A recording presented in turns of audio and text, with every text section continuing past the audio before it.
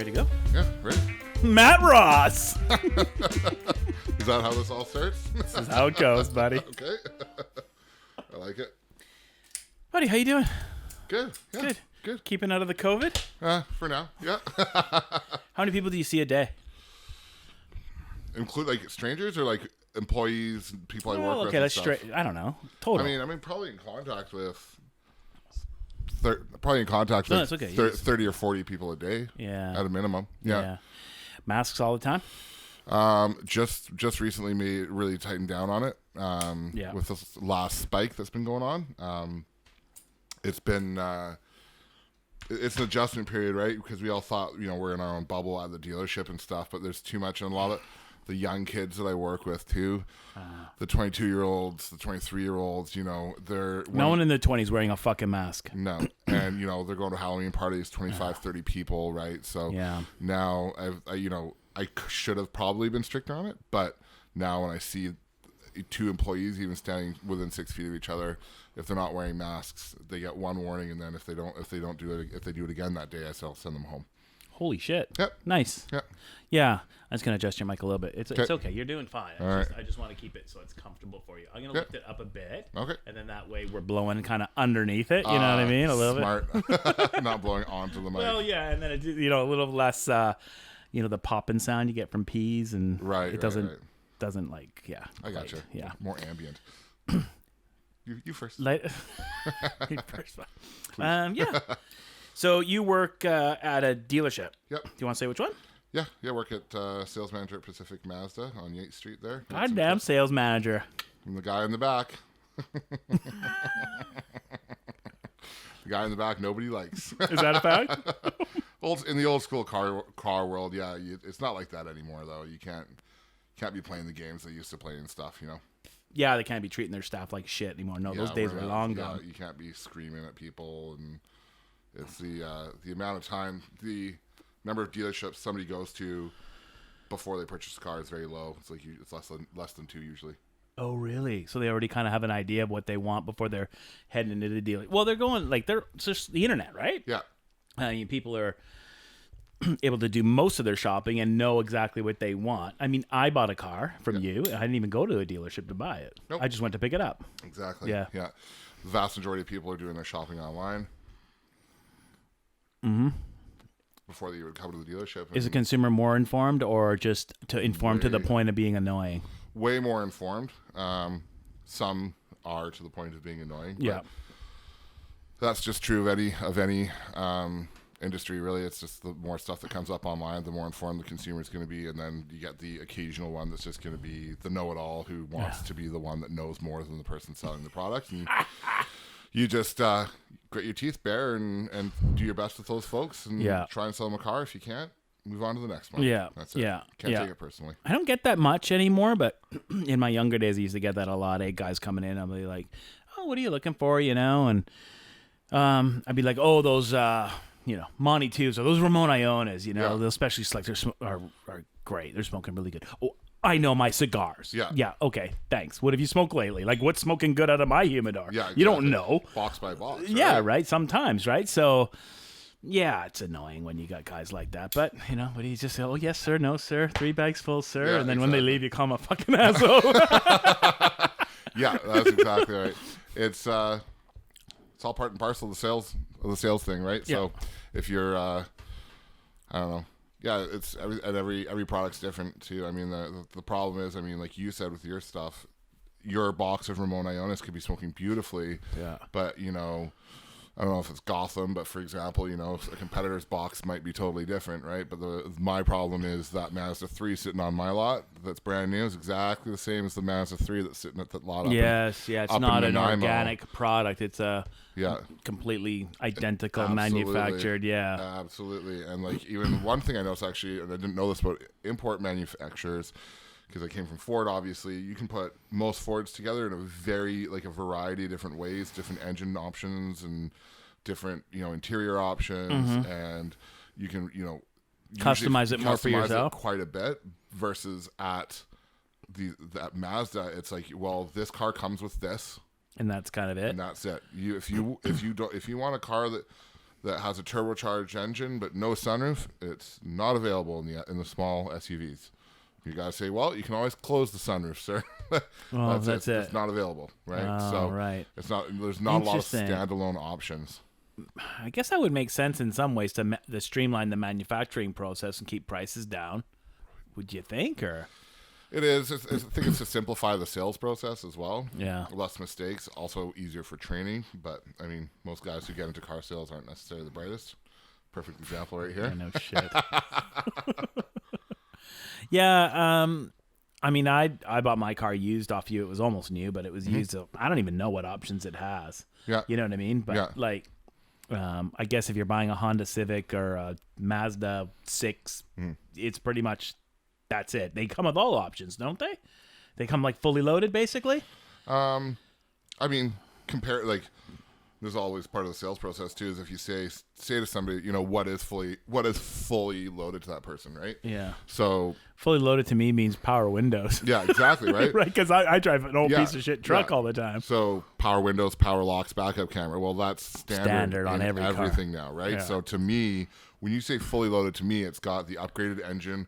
It's got leather. It'll park itself. It'll slow itself down on the highway. It'll stop in the city. They So do that now? Oh yeah, yeah. They do all What? kinds of stuff. Yeah. They got collision avoidance? collision avoidance. There's smart city braking. That's what Mazda calls it, but it's basically like autonomous braking, and they'll actually give you I think it's a 10% discount on your ICBC. What? Yeah, it's a lot of Okay, people. so okay.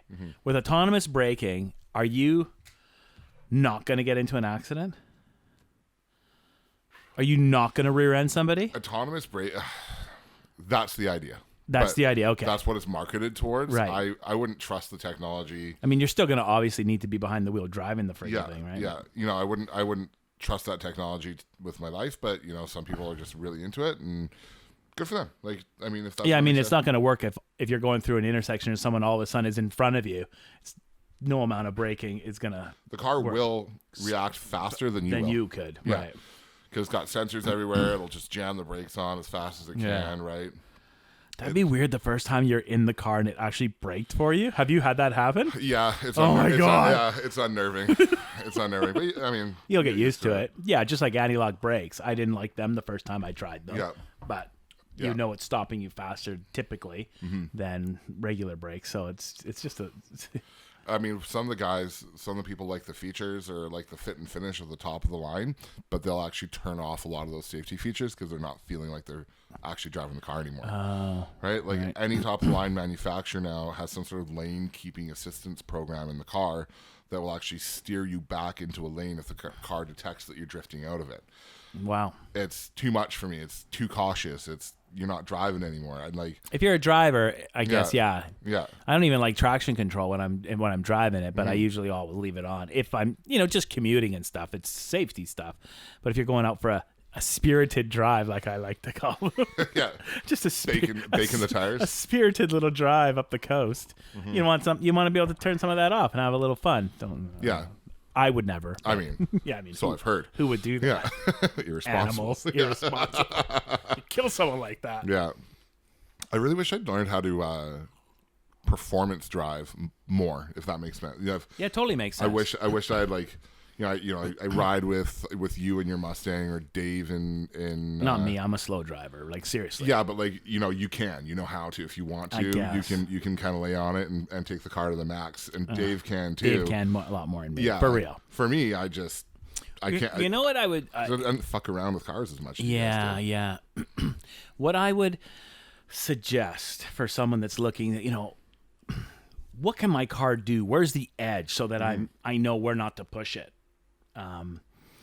There used to be driver training available in Victoria at Western Speedway out in Langford. You could sign up and they would let you drive on the track, helmeted, instructor, the whole thing, so that you could kind of figure out your vehicle and figure out the braking point of it and slam on the brakes a few times and see what that feels like and accelerate really hard and then slam on the brakes and turn it and spin it out and know what these things feel like so that when you're in a panic situation, you don't just shit yourself. You actually know what to do. Yeah. I think that's the benefit of it, more than just being able to do a big brake stand and drive like an asshole. It's when you all of a sudden there's someone in front of you, you know how to react, you know how to swerve and brake, and when you need it, when you the need knowledge it, is his there. knowledge is there. Yeah. That's one thing I am pissed off at COVID for, is because I sold my Raptor. I'm not sure if you knew that or not. Oh no. Yeah, I got rid of it. What the fuck? She gone. Yeah, it's gone. You got what? It's gone. She gone. She gone. Oh, She gone. She gone. Yeah, no, I got rid of it jeez. 2 or 3 months ago. Yeah. Why? Because it was a good time to sell it. The used truck market was like unreal. Like, you know, I'm not gonna lie. So I looked at doing it back in like January, and I got a number on it, and then I did it, and then I actually got rid of it back. This is my 2nd month without it now. So in August, I guess I got rid of it, and I got like an extra $8,000 out of it. Jesus. Yeah. That's nice. Yeah. Good. That was good. I know. I miss it. You're regretting it. I know. I miss it. I know. But you got to drive a truck for a few months, Yeah. Have some fun in it, and actually made some money. That's hilarious. I had 10 months. I got out of it clean. Clean, yeah. I didn't make any money because I only had it for 10 months. Yeah. If I'd held on to it for a little bit longer, but You just long-term financial planning kicked in as opposed to the short-term wanting of Yeah. that truck. So yeah, right now I'm driving a What do you- CX-9. What the hell's that? A little SUV? Yeah, it's Mazda's 7-seater SUV. Oh, so it's big. Ish. That's not bad. How are you liking that? It's good. It's not the truck. It's no truck. Yeah. It's a great product. Mazda does a good product. No, I'm not product plugging right now, but you know it is good. But it's too small for me. I'm probably gonna end up getting another truck. My soon. wife had a Mazda 6 for a while. It was a great car. Yep. We drove that car into the ground.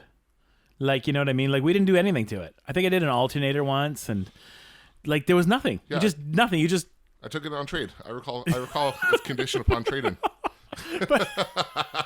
well, we did the oil changes and shit, but but that was a great. I don't know what was wrong with it when we traded in, but it was FUBAR, right? Yeah. But I got a call from the wholesaler after he came and got it. yeah. You didn't. He goes, anybody ever taught you how to call a car? And I go, I'm a finance manager. I don't know how to call it. Shrugged my shoulders. It's okay. He makes plenty of money off it. Yeah. But like that car needed no work, no nothing for years. Yeah, it's a good car. It's a solid car. They were solid little cars. It's a solid product. There's nothing that's the they're just, I don't know, they're just Mazdas. They're good solid cars, but they don't have like a performance car unless you're into like the RX. The They're MX. still making the Well, RX. I'm making the MX5, which is like the Miata. The Miata, yeah. But that's it. Yeah. What happened to the RX-7 or RX-8 or whatever? RX-8 had that rotary engine in it, and it's the newer one. They re-brought out the RX-7, and it was called RX-8. The RX-7s are good apparently, and now we're getting into knowledge. Like I don't know that much about these cars because we haven't sold them new. But I do know that an RX-8 has the rotary engine in it. It does. It's a wankel, and it is notoriously unreliable. Like it breaks down around the 120K. I see them in our shop constantly, and half the time the engine's dropped out. The problem with the wankel, I think it's a wankel design. Yeah. Is it doesn't have pistons that go up and down. It has rotors that go round and round. Yeah. And they have a seal on them, and the seals they wear out over time. Yeah. And the problem I think is that a lot of mechanics don't know how to rebuild that engine because it's like completely foreign to them. I think that's where the problem with that comes. The motor though revs like a son of a bitch. Yeah. And it takes tons of power. It goes like 8,000 or 9,000 RPM. Oh yeah. They'll just rev forever. Yeah. But the motor itself, and there's nothing wrong with it. But my understanding is that the problem with that motor is that it craps out. Doesn't crap out. The major issues show up with that motor much quicker than in a traditional piston motor. Right. Okay. Right, because this thing is in there spinning around constantly, right? Yeah. And the tips, what it is the seals break. The seals break down or dull or whatever. Yeah. And the compression isn't as good, and the engine's pooch. Yeah. Apparently, it happens around 120K. Okay. Whereas your traditional engine, you're like most engines will get 200. Yeah. Right. Should get more than that, but yeah. We were talking about this the other day. There's some kind of one-off engines. Like if you look back on. There's some. I'm sure a Toyota pickup will get 500. My Nissan trucks go at over 200. kilometer, 200,000 kilometers on it. Yeah. But you can get 500,000 miles on a Toyota.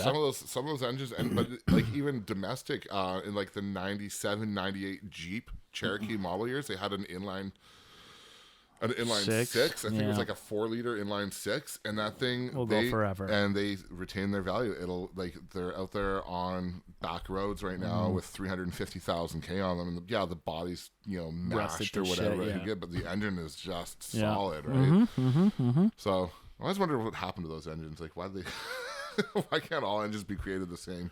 Yeah, right. I don't know. Some designs just work for some reason, but they're so similar. But they innovate backwards, it seems, because, check out this new great thing. Like Ford, God bless them, their 6-liter diesel, like they went from the 7.3 liter, which is highly regarded as one of the best diesels of all time, to a 6-liter, which was completely garbage, and then a 6.4 liter, which was slightly less garbage, and then the 6.7 now, which is a good diesel engine. But I don't know. There's got to be other factors like pollution control, fuel economy, shit like that, right? Yeah, like a 7.3 liter would never pass an emissions test or whatever. Days, yeah. So there's got to be other factors that we don't know about. Because you're right. I mean, the internal combustion engine, it's basic. Its design hasn't changed in 100 years. It's the same thing. Yeah. Now, you've got variable cam timing and shit like that. Okay, but the basics of it is the same. Yeah. Up and down, suck, squeeze, bang, blow. Like, that's it, Yeah, those are the basics. Yeah. That's cool. That's cool. So sales manager position's going good for you? You're enjoying it? Yep. Yeah. How long you been doing that for now? Officially February. Oh, okay. I'm happy to be back on the sales side of things. It's more my forte. You were what before? I was a finance manager, so the other guy in the back nobody likes. Both jobs are good. Well, no one ever liked you anyway, so that's it's a perfect fit, right? Well, just go fuck myself.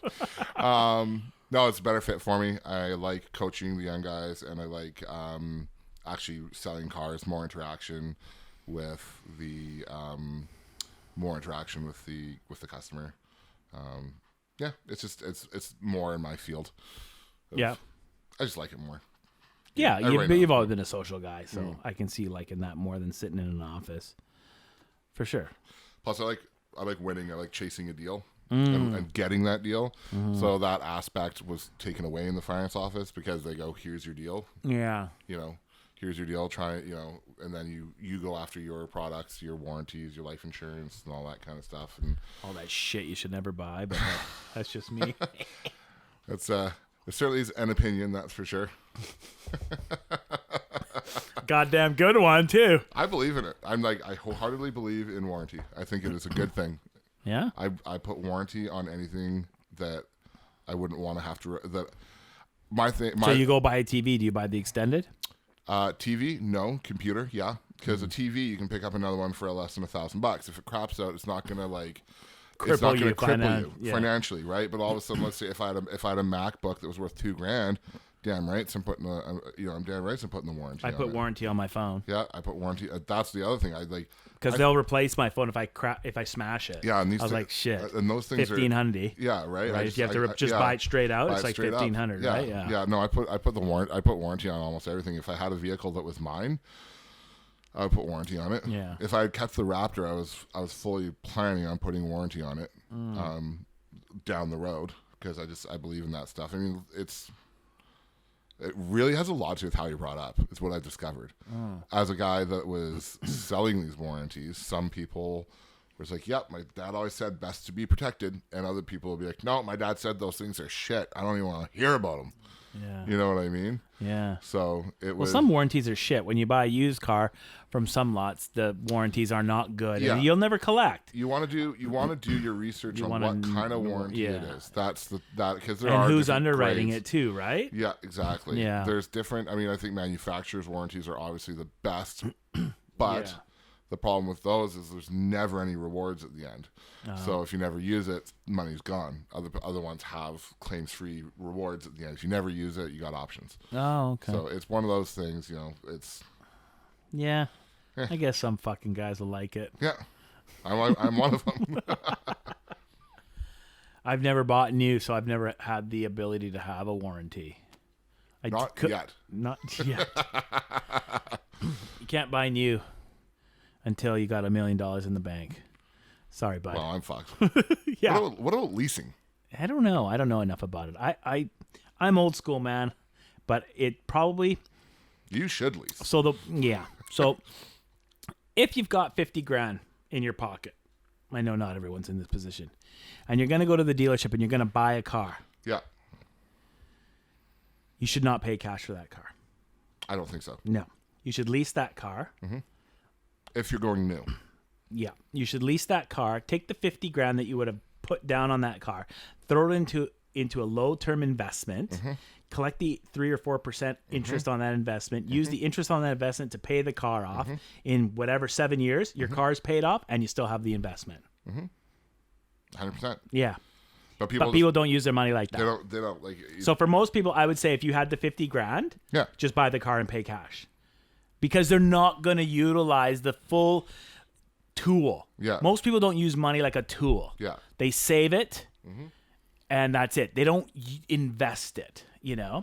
So That's the thing. Like, if you're going to use your money properly, you should always take your cash and invest it in something, a cash flowing asset. Yeah. I hate assets that aren't owning, assets that don't flow cash. Right? So anything you've got that's not cash flowing you is costing you money. So if you've got a $50,000 car sitting in the driveway, and it's paid for, that's great, but it's not giving anything for you. But if you had $50,000 in an investment, it's going to make you X amount of dollars per month or per year or whatever. It's going to create income. So having assets is great, but if they're not giving you cash flow, I'm not really that happy. It's funny because I've seen all different types of people through the finance office come through, right? Because I also did, not only Ford but Jaguar Land Rover and all this different stuff. And take the warranty. I did a warranty quote for one of my guys. One of the guys at Mazda was looking at purchasing a 2012 Range Rover with 50,000 on it. Oh my god! And I said, don't do it. No, right? No, 2012. It's 50. A beautiful vehicle. They're the fit and finish. Those cars, they're nice, are beautiful cars. Even in a 2012, it's a beautiful car. But be prepared for some serious maintenance bills. And if you're making that kind of dough and you want it, that's how you want to spend the money. Who am I to tell you shouldn't, right? Yeah. I'm not, but I just said, you're 22. He had a big man follow through. So anyways, I did a warranty quote for him for 4 year 60,000 kilometer warranty on a 2012 Range Rover. 60,000 more kilometers? Yeah. So it'll take him to 110,000 Hazard a guess at what the monthlies suggested retail price of just the warranty was for 5 years. 4 years. Or 60,000 taking it to 110. I don't know. You would think that you could get a warranty like that for $3,000 or $4,000. You'd think. If it was a domestic, if it was a domestic or anything but a Range Rover, $9,700. Oh, right. And he went, well, I don't want the warranty. Then I said, well, yeah, but one repair on that thing's going to be more than that. Yeah. Well, and I told him, I said, that there's actuaries that sit in an office and figure out what the maintenance. Like these prices are not pulled out of thin air. No. There's a reason why they're predicting this much money in repairs. So they're predicting less than 9,000 in repairs. Yeah, but it's probably still going to be 5,000 or 6,000 in repairs. But the thing is you don't buy the warranty to worry about little things. You worry about when the engine falls out, or the trans blows up, or the rear end, the air suspension. Range Rover yeah. The computer that's worth I don't know, $10,000 or something. That's why you buy the insurance. It's not for the little. I broke a fan belt or some stupid thing. It's the big stuff. Yeah. It's the big stuff. Yeah. Yeah. It's, anyways, he's buying a Mazda. Nice. He'll be better. He's 22. What's he? 22. He doesn't need a fucking 8-year-old Range Rover he's all about what's going to impress the girls. Right? Oh, God. So, I've been there. I bought a fucking Raptor. Yeah. Do the trucks impress the chicks? Girls, in my opinion, do like trucks. You're so fucking, just in case my sister's watching this. You're so fucking proper. Girls, young ladies. Women, yes, young ladies, ladies, women. I don't even know what the right word is anymore. One of the managers at work, this story goes back a long time ago. He had a Porsche 911. Nice car. Not the nicest Porsche, but nice Porsche, right? I think, is the 911 good? Yeah, they're nice. Yeah, nice Porsche. Yeah, it depends on the year and blah, blah, blah. Yeah. But they're a good car. Yeah. So he went on a date, picks up this girl in the Porsche. They go for dinner. They go for drinks. They're in the Porsche all night. And then they go back to his place for a nightcap or whatever. And Because he's going to get it like it. and pulls in the Porsche. They pull into the driveway. She sees his Ford truck down and goes, "Oh, nice truck." That's fucking awesome. Hadn't made a single comment about the Porsches. About the Porsche. That's funny. I think that's hilarious. Yeah, so some ladies like the Some girls yeah. like the trucks. Yeah. They They're more love my Nissan hardbody with the mismatching tailgate just pushes them over the edge. I know. It's like a Canada flag. It's a red truck with the white tailgate. I think I'm gonna put a maple leaf in the middle. It'll be like super Canadiana. Oh, make it a magnet so for Remembrance Day you can put a poppy up. Yes, good go. idea. There you go. That's really actually that's nice. That's nice. I like that. Fuck. Someone saw me. One of my sales reps saw me. I pulled up and she was sitting in the parking lot. She goes, "Why are you driving this truck? You don't need to drive this truck. You look homeless." I'm like, but I like this truck. I don't know why you drive that. I don't know why you drive that truck either. I do. Because it's cheap, and you're cheap, and runs. So it works. I don't have to worry about it. I throw stuff in the back. Yeah. Load it up. Yeah. ICBC still trying to write it off? Yeah, I just let the claim expire. Oh. I'm keeping it. Yeah. It's mine. Might as well. Yeah. They're going to give me $2,200 for it. No. It's about right. Yeah, but I'm not. But it's worth more than that to me because to not have to buy it. Yeah. To not have to go through all the dicking around. Yeah. But buying a new truck. You'd show up wanting a $5,000 truck, and I'd be trying over there trying to sell you a $93,000 F-350 diesel limited, fully loaded. It's got the headliner, the micro suede headliner on it. So don't tell my wife, but I was actually on an online auction site and bid on a Datsun 510. Really? Yeah. I won it, except the fucking reserve wasn't met. Oh. What was the reserve? I don't know. Because sometimes you can contact and say. So this is what we did. Okay. Now who's we? Me. Okay. I'm like. Well, it's always we. She knew. Well, I thought maybe your brothers. No. Okay. Well, Dave knew, right? Yeah. But so I bid. I was a high bidder, and on the auction site, if the reserve's not met, what they do is they've got your contact because I'm like registered, right? Yep. You got to put a credit card on. Which auction site was this? Bring a trailer. Okay. Yeah. No, I've heard of it. That's all I need is more people bidding on these fucking cars. I'll never get one. Anyway, so. You hear that, folks? Yeah, exactly. Can you spell that for the camera? Yeah. So it's B. Yeah. So what happens is if you're the high bidder, reserve's not met, they send my contact info to him. Oh, okay. And he can contact me. And one of the main reasons I was bidding on it was just in Ladysmith. So I wouldn't have to import. Big plus. Big plus for a Canadian, right? Yeah. So I was like, okay, import fees. Because I had bid on another one about a year ago. I bid $18,000 US on that. But by the time I was going to land it, it would have been like 28 grand or something. Yeah. Canadian. So this one here, I was like, okay, I can bid a little more. See, this is the part Tanya doesn't know, the money part. So I thought I could bid a little more. It's domestic. I could just drive it home. I don't have to ship it. Yep. I don't have none of that, right? Yeah. There's no import tax. So I bid 21.5. 21,510. Get it? Yeah, I like that. Gotta be 510. Yeah. You always have to end in 510. That's the rule. Is it? That's in the comment section. That's the rule. Some jackass bid 18,000 originally. I was like, 18,510. You fucking idiot. And then when they bid on the 240s, they always have to end in 240. Yeah, it's just a nerd. It's a geek thing. So anyway, so I bid on this car. And I'm like, okay, this is great. I'm actually contemplating selling the Mustang. Yeah. It's not that I don't really need to, but I don't have anywhere to keep the damn things, right? Like, yeah. So anyway, contacts me. He's like, let's come to an agreement, blah, blah, blah, texting back and forth. Yeah. I talked to him. He wants 33 grand. I'm like, oof. That's so what did you bid? 21 US. So we were close. Yeah. We were close. Yeah. We were close. So I was like, because I had figured 20. I was figuring I'd be into that car with buyer's premium, like 29,000. That's where my comfort zone was, right? So he says, I'm like, 33 is a little high. He's like, well, I could go to 32. I'm like, yeah, because you got those other wheels with it. Like, no one knows. This isn't going to make any sense to anyone, but you got those other wheels. I don't want those other wheels. I'm not going to flare the car. I'm not going to like modify the outside of the car. So keep those wheels. They're worth $1,000. So knock that grand right off. Yeah. And so we're close. I'm like, okay, I'll come. He's like, Wednesday? I'm like, no. Like, it's Tuesday. I'm not coming up midweek. I got to work. I could have, I guess. I said, let's do it on the weekend. Let's do Sunday. He's like, okay, Sunday's great. So I was called Diego, called David. We're all going to meet there. Actually, Dee and I are going to drive up. David's coming down from up island. We're going to meet there. We're going to check out the car because we all know Datsuns. Saturday, he texts me his address. Saturday night, he's like, I feel really terrible, but I just sold it. Yeah, somebody outbid you by what a fuck? I was, $500 or something. Something stupid like that. Yeah. So anyway. That sucks. Yeah, I know.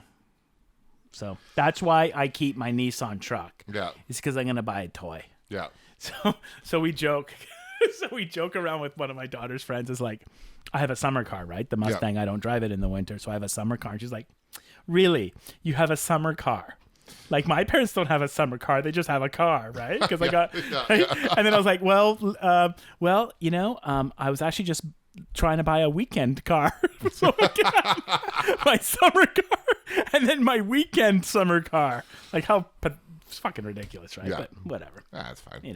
Yeah. I would like to have multiple cars. In my perfect world, I've got, when I'm 40, How old are you now? 34. Yeah, I was still driving a $2,000 MG midget when I was 34, okay? That was my only car. My 34 is very different. Yes, very much so. Yeah, my perfect driveway. When I got the houses and everything that I want a Raptor. Yeah. I want like an Audi RS5. Oh shit. Uh-oh. Burnt the fucking varnish. Crikey. It's okay. Well, the table wasn't that nice anyways. No. It's not. Give it some character. It's not the tables my in-laws gave us. Jesus. Oh well. That'll be fine. It's a badge of honor. There you go. To be burned by a fine cigar. What are you smoking? This is a Hoya de Nicaragua Antaño, but it's a Connecticut. So it's good. It's good. I've had their lighter line. I actually quite enjoy it. Oh, the Classico. The Classico. Yeah. It's classic line, I guess they call it. I like the Hoya de Nicaragua, but the Antaños are too strong. Series, back when I was 4 or 5 cigars a week, okay. But now you're not smoking as much. Now I'm not smoking. I'm like 2 or 3 cigars a month, and it's too much. I get woozy. Grab one of those. The stomach gets a little bit. I don't want to have to feel like I have to prep myself for a smoke. You know what I mean? I want to have to I got a sandwich and gotta eat. Gotta eat some heavy food and well hydrated. I remember that Christmas party though. That guy. Oh man, we were sitting in the back and having that smoke and. I don't remember who he was, but he had was it the Paquito, the little guy, the little Antaño, La Paquita or something like that. Oh, the Machito. The Machito, yeah. He had. Was it a Hoya? It was a Hoya. Yeah, there's been a couple guys, big guys, tossing their cookies in the bathroom after. He didn't even make it. Puked on the way to the washroom. I remember hearing it, and I was like, fucking bad. You could see him sitting there too, doing like. A couple swallows. Stands mouth up. starts watering. Getting a little sweat on. Get your ass in the bathroom. Mm-hmm. Yeah, if you've ever gotten sick from a cigar, it's terrible. I've never thrown up, knock on wood, from a cigar, but I've been close. I got close once from a Hoya. Yeah, Hoya Antaño. You know what? The Hoya Antaño, that Magnum 660 was. That Grand Console, we used to call them the Scuds. Yeah. I smoked one of those on the way to Home Depot in Langford. I'm smoking it, windows down. I'm hauling on it a little too strong. Yeah. Starting to feel a little bit not great. Yeah. Put it down in the ashtray. I go in. I start shopping. I don't know what the hell I was looking for, but I was just like, not feeling good. I actually sat down on a pile of like lumber and just I just held my head in my hands, just looking at the floor, just concentrating really hard on not throwing up in the middle of Home Depot. Oh my God, that's funny. Jeez. It's like, fuck. They'll hit you, man. Sometimes it's just something like that was after work, right? So I had probably not eaten since lunch, or like probably I ate lunch late, like so like. It was probably 6 or 7. I had eaten at 2, maybe 1 or 2. So I was maybe a little hungry, and maybe too much coffee, and a little dehydrated, and my God. You used to smoke some of these cigars over like 2 or 3 days. I remember you'd get in, you'd have like an Antonio that was going on the go from the previous day. So I'm a pig when it comes to cigars. Yeah, thanks for bringing it up on the podcast. So I'll smoke a cigar, most of it.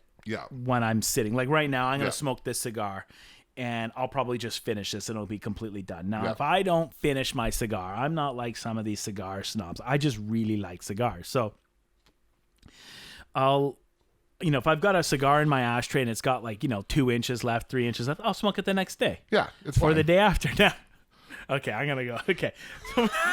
So when I used to...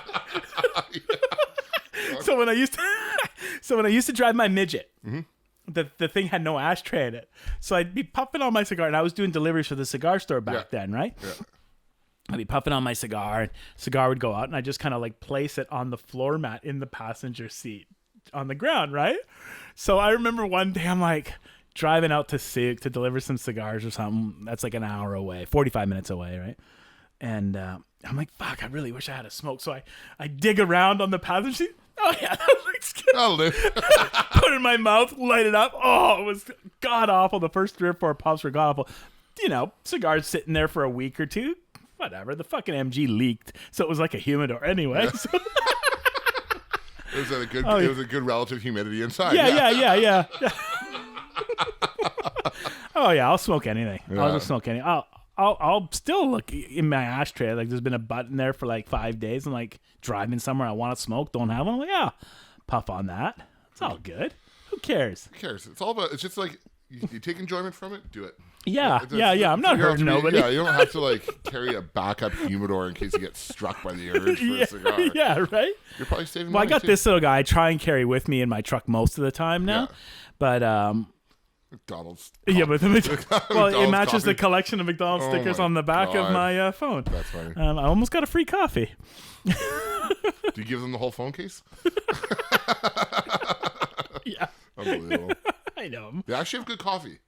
I bought a bag of. You know what? It's not bad. Their coffee, like if I need a coffee, I'd rather go there than Starbucks. For me, I don't like the pretentious bullshit of Starbucks double half calf with a twist and all that shit. McDonald's drive-thru, boom, grab just a cup of coffee on my way to a cigar meetup or something. For a drive-thru coffee, it's the best in my opinion because they're also fast. You can get into a Starbucks. Yeah. You can get into a Starbucks line. So I have simplified my coffee. I drink it black now. So boy. It's just large coffee, black. I like the blonde roast from Starbucks. That's disgusting. I like it.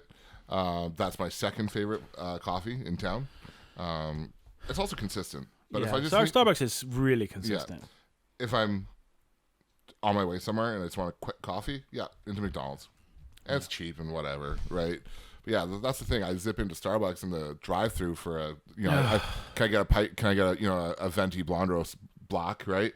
But the person in front of me has ordered 8 drinks. I know. Each with 3 modifications. I know. Right. And it's a 20-minute order. And you're like, Jesus I go to Starbucks, and if they're good at the counter, I always just want a tall pike. Yeah. So the cashier can serve me while other people are getting all that shit. Yeah. I'm just like, tall pike. Yeah. Just get me the fuck out of here. Yeah. Give me a good coffee and I'm out of here, Never order anything from the barista. Yeah.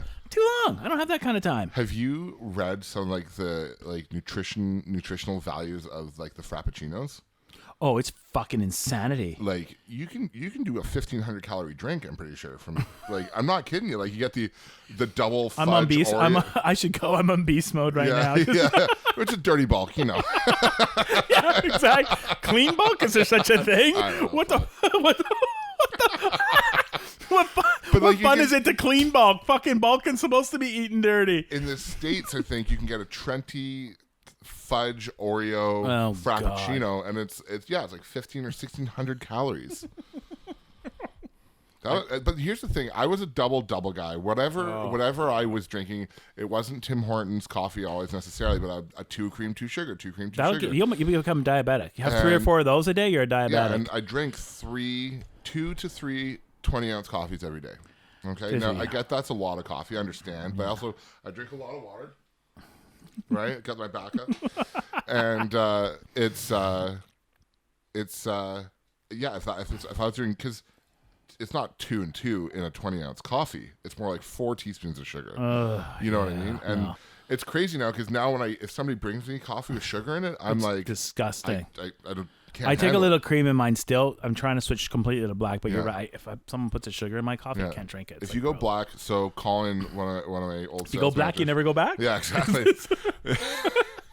one of my old sales managers, he was like, just do it for 30 days, try it. Right? Make yourself do it for 30 days. And I did. And then I went back and I got a double and I couldn't handle it. Is that right? Just took a month. Yeah. Like, and even so now I'll have like the occasional, like, half sweet peppermint mocha from Starbucks around Christmas. Even half sweet, it's so sweet. Like, your face wants to implode from the sugar. Yeah. So Tanya will order a half French vanilla. Oh yeah, you want something? Let's get into something. Yeah, okay. I'm just like sitting over here like, let's have some. What the fuck? What do we got? You got tequila? That's not bad. The Centennial. The Don Julio's amazing. This is an Isla whiskey. Okay. Sambuca. I am familiar with that one. And more tequila. This tequila, the Don Julio. Yeah. When you get into good tequilas, I'm out. It's wasted on me. Okay. When you get into good tequilas, though, just so the listeners know, they are not like tequila. They're like cognac. Yeah. You can sip them and enjoy them, and they don't have that tequila burn. You don't need salt and lime and all. Yeah. Shit. They're really good. But what's this? I don't know. I had some last night and it was delicious. Or 2 nights ago, whatever. Sure. Yeah. Pour away. You have some? Yeah, of course. Fuck, I'm not going to let you drink alone. Don't be cheap. What the fuck? Okay, all right. I'm not driving. We'll get you home if you get hammered. I'm a big boy. Yeah. I'll be all right. We'll get you home. We'll get you a ride. I can't get hammered. No, I know. You got to work tomorrow, so do I. No, I'm off for the rest of the week. Oh, yeah, right. Yeah. Nice. What day is it tomorrow? Tomorrow's Friday. And then it's just so weird. So this won't be up till after the weekend, probably. That's fine. Yeah. I'm struggling a lot with my vacation time, though, because I didn't actually realize. Cheers. Cheers. What didn't you realize? Oh, that's Centennial good. Rye. That's really good. It is good. Yeah. Is it made from corn or is it made from? Well, it should be mostly rye, but I don't know what the mix is. Because is it Crown that's mostly corn now, isn't it? Like a lot of these ryes are, yeah. A lot of ryes have a lot of corn mash in them rather than rye mash. So yeah, I woke up the other day, my phone goes, and I look at my phone, it goes manager vacation. And I went, what? And I'd forgotten I'd booked time off. Now, I need my friends watching this, and anybody at work will know that I like being at work. But it's not your everything. Oh, it's a lot of what I do, and I really enjoy the job and everything like that. But if I don't have plans to go somewhere or do something, I end up at work because I just kind of get restless at home. Once you do all the laundry and you clean the toilets and whatever, then you're kind of like, now what? Yeah, you don't have a family, so I got no wife, got no kids, so I'm just kind of sitting there by myself, and you can only take so many naps in a day, so I end up at work. Really? Yeah. So I went into work. So, but I'm trying this vacation to not do that. Yeah. I really am. I've got a new book I'm reading. I'm trying to read that. I'm going to build that bar in my place we were talking about earlier because I need obviously to start drinking more alcohol. Yes. And I'll stock it from your store, so you'll be happy. Yeah, good. And I'm going to do some exercise, do a nice long hike tomorrow, I think. Maybe East Sioux Park, something like that. Yeah. Don't make it sound like you only exercise on your holiday. You're working out pretty steady now? Yeah. 3 days? I would say 4 days a week? I'm averaging 4 days a week, but good. I want to kick it up to 8 workouts a week. So on some days, some days would be like cardio in the morning. But you still have a rest day, right? Yeah, I don't usually work out on Sundays. Yeah. Right. I'm really trying. But I do. So I've modified. I wanted workouts. Is that good for recovery time? Well, it's as long as I don't know a lot about working out. Obviously, I've been big my entire life, but I'm getting into it more and more. And after talking, I've got a number of people I know that are personal trainers, and you know some of them as well. But I've asked around a fair amount, and if I did 4 fasted cardios in the morning before work, you don't need a lot of recovery time for that. I know what a fasted. So don't eat and do some cardio. Yeah. How long is that cardio? An hour. An hour of fucking cardio? Yeah. Well, it's not high intensity cardio. It's like sitting my ass on a fucking treadmill for an hour. Yeah. Doing what? At an incline. Walking? Walking. Oh. So like 70% maximum heart rate kind of thing? Yeah, I try and sit around the 130 for an hour. I'm not sweating. 130? Yeah, that's the fat burning zone for me. Okay. And I try and do that for an hour, and then if I want to go and lift heavy, do it at night. So, on so you can recover. Tuesday, like, is that better for recovery? Yeah, well, it's better for recovery. I was trying to lift heavy without having fasted, and it's hard. Like, it's really hard to like lift up like 315 when you have you got no gas in your tank. Yeah. You know what I mean? So I've been trying to do that. That's a tough schedule to get into though. That much working out is hard, especially when you're as fat as I was. Yeah, well, you're getting better now. Mm-hmm. Yeah. But that's the thing. When you're only at 130, you're not really giving yourself a cardiovascular workout. You're not conditioning. It's not conditioning your heart. What I do for that a lot of the time is, I forgot, those are always on, hey? When the lid's open, when the lid's open, the glass is flowing. The training's stuck. Whether the flame's lit or not. I'll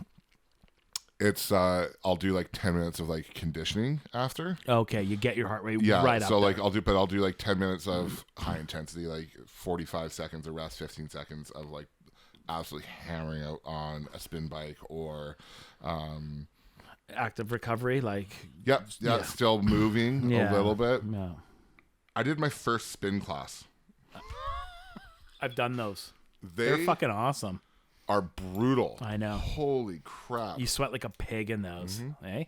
Did they have fans blowing? Mm-mm. Oh, see what? When I went, they had fans blowing on us to keep the room cool.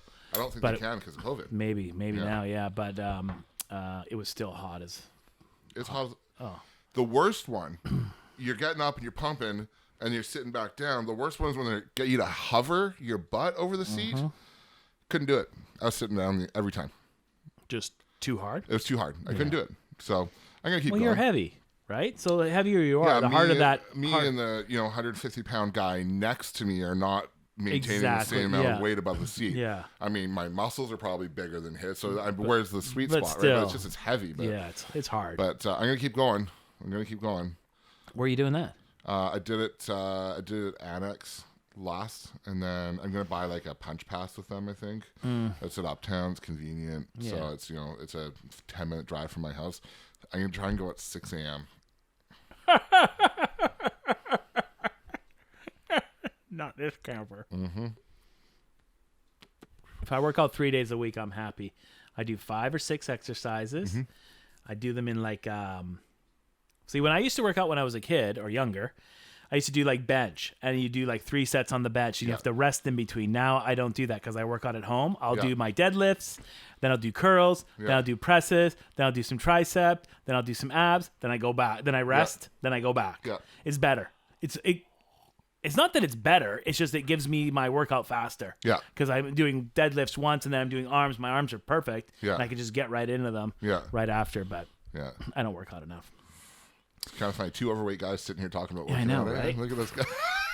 I used to work out a lot, but not anymore. My workout now is drinking alcohol, smoking cigars, and spanking my children. The old 16-ounce bicep curls. Did a couple of those. You're there at the bar, hey? Oh yeah. Yeah. I was thinking if you'd been like, because you've known me for a long time, since I was 19. Yeah. So 15 years you've known me. Oh shit. If you'd thought 7.5 years ago when I was at the bar, bouncing until 3, 4, 5 o'clock in the morning, and you said in 5 years you're going to be 7 years you're going to be a sales manager at a car dealership, and you're going to be kicking your ass out of bed at 5:30 in the morning I know, to to go work to a out. 6 a.m. spin class. I would have laughed in your face. I know. Fat chance. Yeah. Yeah. Yeah, you were a bouncer for a while, right? A doorman. What's the proper word for that? Doorman? Enforcer? Bouncer, door guy, nightclub security. It's just the thing for You did it. that for a lot of time. We all thought you were freaking nuts when you did it. 9 years. Wouldn't trade it in for the. You did it for 9 years? Yeah. Holy Yeah, 19 through. I know 28. you went. You had some good experience. I'm glad you made it out of there without getting hurt, though. Oh yeah, there was some couple. I remember a time I thought my arm was going to be broken. I had 2 knives pulled on me in my day. Really? Yeah. Oh, jeez. Yeah, and it's just kind of like bouncing. Also had a huge shift while I was doing that from like working with criminals and everything, and like because in 2010 you had to get your license to be a bouncer. Oh, you couldn't just be some guy that liked to fight. Exactly. So the province, to be a licensed security guard, you've always had to go through the province. But there was a caveat in the law that said if you were in-house security, you didn't need it. Oh, Right. So bouncers, that was the whole thing, right? So I worked with guys who did some pretty messed up stuff back in their day. And they would love to fight, right? But when 2010, when the Olympics came around, they changed the law, so every security everywhere had to have it. so it got rid of a lot of those guys. They just couldn't get it. Well, criminal record checks were a part of it. So if you had like assault, if you're convicted of a crime, you couldn't be a bouncer, right? Okay. So I went and got fingerprinted, criminal record checks, the whole bit. You know, you have to take a course, which is it's a cash grab. It's but, stupid, yeah. Just like serving it right. Yeah, exactly. Ridiculous. Nobody listens to those things. No. ID? What the fuck's that? Yeah, no more than 3 drinks on a tip. Kind of bar do you think this is? Yeah. Yeah, We're here to make some money. Yeah, exactly. And but Yeah, so I'm it not changed supposed that. to sell anyone booze if they smell like pot. You mean like, so I should just close the fucking doors and not serve anybody? Now that's like- interesting. So because the government's in the pot game now. Yeah, I too, know, so right? Are they? It makes no sense. It doesn't. Half make the sense. customers that come into every liquor store are fucking high. Yeah, it's a pretty cavalier attitude on my part, probably. But I think personally, when it comes to that kind of thing, if the person is still making rational decisions, then fuck it. Yeah. Oh, You know, I know. it's- It's just bullshit rules. Yeah, and it's cash grabs, so that when you do F up, they can get their 10 grand, their 20 grand. I love it how, my favorite thing is how you're responsible for someone else's well-being because they chose to drink in excess and do something fucking stupid. Now you're the one that's responsible for their shitty mistakes. Yeah. I don't get that, but Yeah. hey. I remember being explained that if somebody's overserved, goes home, pukes, slits in their puke, and cracks their head open on their toilet, the bar is liable. Mm-hmm. Which to me is like... Makes no sense. Doesn't make sense. No. Yeah. I mean, not that many people are getting that messed up. No. I mean... It doesn't happen often, knock on wood. Yeah. If a guy goes to a bar and has 10 drinks or 20 drinks, then comes to your bar and has 1 drink and then falls on the way out and smashes his face, you're still responsible. Yeah, exactly. The last guy to serve him. Yeah. It's like, tag, you're it. yeah. Just send them to one more bar. Yeah, one more bar. Sopranos was that bar too when I worked there. When people got kicked out of the nightclub, they'd come to Sopranos. The number of people coming through there, no, you're too drunk, you can't come in. No, you're too drunk, you can't come in. But I did that. When I was too drunk, I'd go to Sopranos. I worked there, so it was fine. But Yeah. that was a funny place too, man. Yeah? Yeah, Sopranos. What was karaoke funny bar, about it? Oh, karaoke. Karaoke bar. People getting up on stage. There was a bit of an underworld element there as well that was somewhat prevalent. And, What's an underworld? just Like dealers and stuff hookers like that. and Yeah, exactly. But I mean, everybody in Victoria knew that was that bar. Right? I knew going in. It was a great bar. I loved that bar. I'm not sure if I ever went there. Probably not. I don't know. I was probably too busy being a dad. Yeah. Yeah. I know, right? What a fucking waste of my youth. Does that? Yeah, being responsible and shit. Yeah. It was a good place. I really enjoyed. Were there that like bar. lots of hookers there? No, I wouldn't say like it was just more of like people who weren't allowed in other bars would come to Sopranos. Right. Bar watch system. And stuff Did they have like a bar watch at Sopranos? They did, but it was used sporadically. Right. So I don't know how much of this I should be talking Whatever. It's gone now. That bar is long gone. Long gone. I think though all the crimes that may have occurred there all past the statute. no one's getting murdered. So no, God. Yeah, so I think those are all small crimes. They'll all be past the statute. Yeah. Okay, so tell me. Yeah. So what exactly happened So there? yeah, give me some goods here. You know what? It was fun because I liked working there because it was a little bit more loosey goosey. Mm-hmm. Do whatever you wanted, walk around, kind of. There wasn't a huge amount of accountability there As far as being a staff member. Right. And it was a great place to work. I loved it. Flip side, I also worked at Sugar, where it was extraordinarily strict.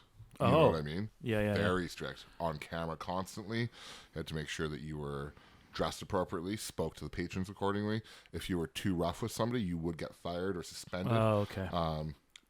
These two idiots hog-tied a guy on the dance floor and carried him downstairs. Like, that's too far. Yeah, it's drag a guy off, kicking and screaming, looks better than two guys hog-tying somebody in the middle of a dance floor and then carrying. It's like, what the fuck? Were they cowboys? Did they have rope with them? The guy might have deserved to get hogtied. I'm not saying. Did they have like zap No, straps? one of the guys took his belt off. Oh, jeez. Remember, I was working. I never at Sugar. I was always at the front door. And I remember looking over because we get radio down. There's an ejection coming out. The I left definitely side went to door, Sugar whatever. before when you were there. Yeah. And what do you mean? Oh yeah. Well, we went together. I remember. Good times. And I look over, and these not two, me, not me. These two security guards are carrying a guy, and I'm like, "What?" I was used to seeing two security guards fighting a guy, pulling him out, with resistance, whatever, but never. Sorry, I should say fight 2-on-1 fighting, struggling with a guy, right? Yeah, restraining him. Guy doesn't want to leave, whatever. But I'd never looked over and seen them carrying somebody, and I was like, "What the?" And I walked over and I just went, "Oh, that's bad. Boy!" Well, that's unlawful confinement. You can get arrested for that shit. Oh, okay. Right? Because when you'll see security guards carrying handcuffs, but they have special training. It's called the Advanced Security AST. I can't remember what the T stands for, but probably Advanced training. Security Training. Duh. AST. Whiskey's great. But you go through special stuff like the positional asphyxiation and stuff like that. So that if you're restraining somebody, you know to do it properly, right? Yeah. But that's in the eyes of the law. That's the same as tying somebody to like a banister and not letting them leave. You can't do that. No. Right? No. You can't impede somebody. So they trained you how to restrain someone without choking them to death to be a bouncer. Did the fucking cops in the U.S. get the same training? Probably not. Right? I honestly. I mean, I'm not a defunder or anything like that, but I'm just like, you just brought something up. Yeah. You know how to restrain a guy so that he can breathe. He's not gonna die while doing it. Yeah. I mean, shouldn't that be like basic training for everybody that's in a position where they can restrain somebody? Yeah. I would say so. Yeah. Right. I did choke one guy out in my entire career, and it was deliberate, and I was terrified because Did he pass out? Oh yeah. Oh shit. Because I grabbed him. And he was starting to punch me from behind. Yeah. So I just saw my opportunity. I took it, and I said, "If you don't calm down, I'm going to choke you out." And I ended up having to. And I got him onto the ground. His body. Yeah. Right. So I laid him on the ground, protected his head, and I was like, "Please, for fucking the love breathe. of God, wake up." Yeah. Right. And he did. Right. I put my hand in the middle of his chest and was pressing it down to get him pain response and stuff just to get him back up. And but it was terrifying. I would never want to do that. Yeah. Because I wasn't really trained how to do that. Yeah. I got a couple of techniques from buddy bouncers who were taking that's MMA scary, and stuff. man. Terrifying. Yeah. Hated it. Yeah. Hated it. No. But I mean, some stupid shit like that. You do it once by accident, it changes your life forever. You kill a guy, you're fucked. Here's my I go both ways on this violence in the States with the police. I really do, because I personally think that the training is very lacking. Yeah. In the States, and you'll also get people who chase after the power. They want the badge, they want the gun, do as I say because I'm telling you to. Yeah. You know, I worked with security guards like that. Yeah, I'm sure everyone. You know, and it was like, it just doesn't make, that's the bad side of it. But the other flip side that makes me kind of hum and haw a bit about, you know, police brutality is that it is also very easy to sit back and, you know, be an armchair coach and be like, well, he should have done this and he should have done that and should have done that. It's easy when you're not in the situation with whatever. I got a very good friend of mine and I got into a debate about what 30 seconds is, right? Oh, God. And I said, that's a lifetime. When you're like fighting or like when you're in peril of physical harm to yourself, 30 seconds is a long time. Right? That's, if you count it out, a lot of stuff can happen in 30 seconds. Oh, yeah. Right? So if you're at the point where you're already laying hands on somebody, you got to kind of commit. You can't stop laying hands. Okay, let's reassess the situation here. You got to bring everything under control and then deal with it afterwards. But, you know, I don't know about there's so much stuff about like the choking that one guy. And I just like, it's also the cameras and like the media takes the clip, you know, there's not like the full 5 minutes leading up to that. And there's also substances. Like if you're on cocaine or something like that, the body doesn't handle being restrained as well. Yeah. So there's a whole bunch of different contributing factors. So but you don't restrain on the neck. No, I wouldn't. Yeah. No. Dangerous. Yeah, you can kill somebody. And you do. Yeah. And that's what happened. And that's what happened. Yeah. You're restrained properly. Yeah, there was a guy, you know, one of our nightclub owners said, you know, we do not use chokeholds here.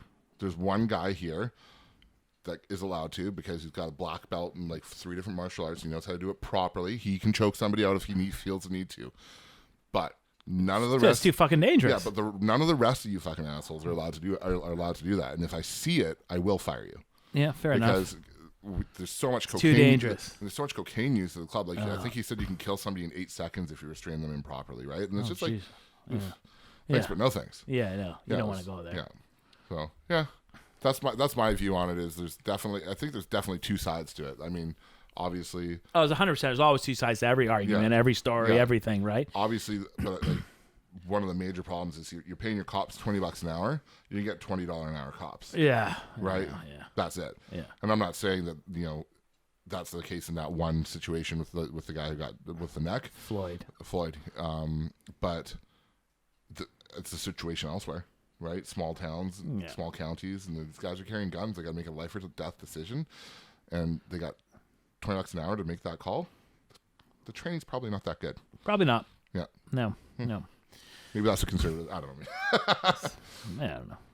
No. I think I'm pretty progressive, and I think I'm not into defunding the police at all. But I'm into a lot more training. Absolutely. Yeah, you got these guys dealing with all sorts of high-risk situations, all sorts of people that are medicated, schizophrenic, just violent, just you name it, they're dealing with it. Mentally ill people. They can't have a social worker there all the time, so they have to be trained in that. Yeah. Or they have to have a social worker there or someone that can help deal with that side of the problem. The police are handling a lot more than they used to. Yeah, and a lot more than they should, I think. Yeah, especially... The only problem with sending in social workers is if the person's violent, then they're fucked, and they still have to call the cops. Yeah. So that doesn't work. So it's got to be like a team effort. Yeah.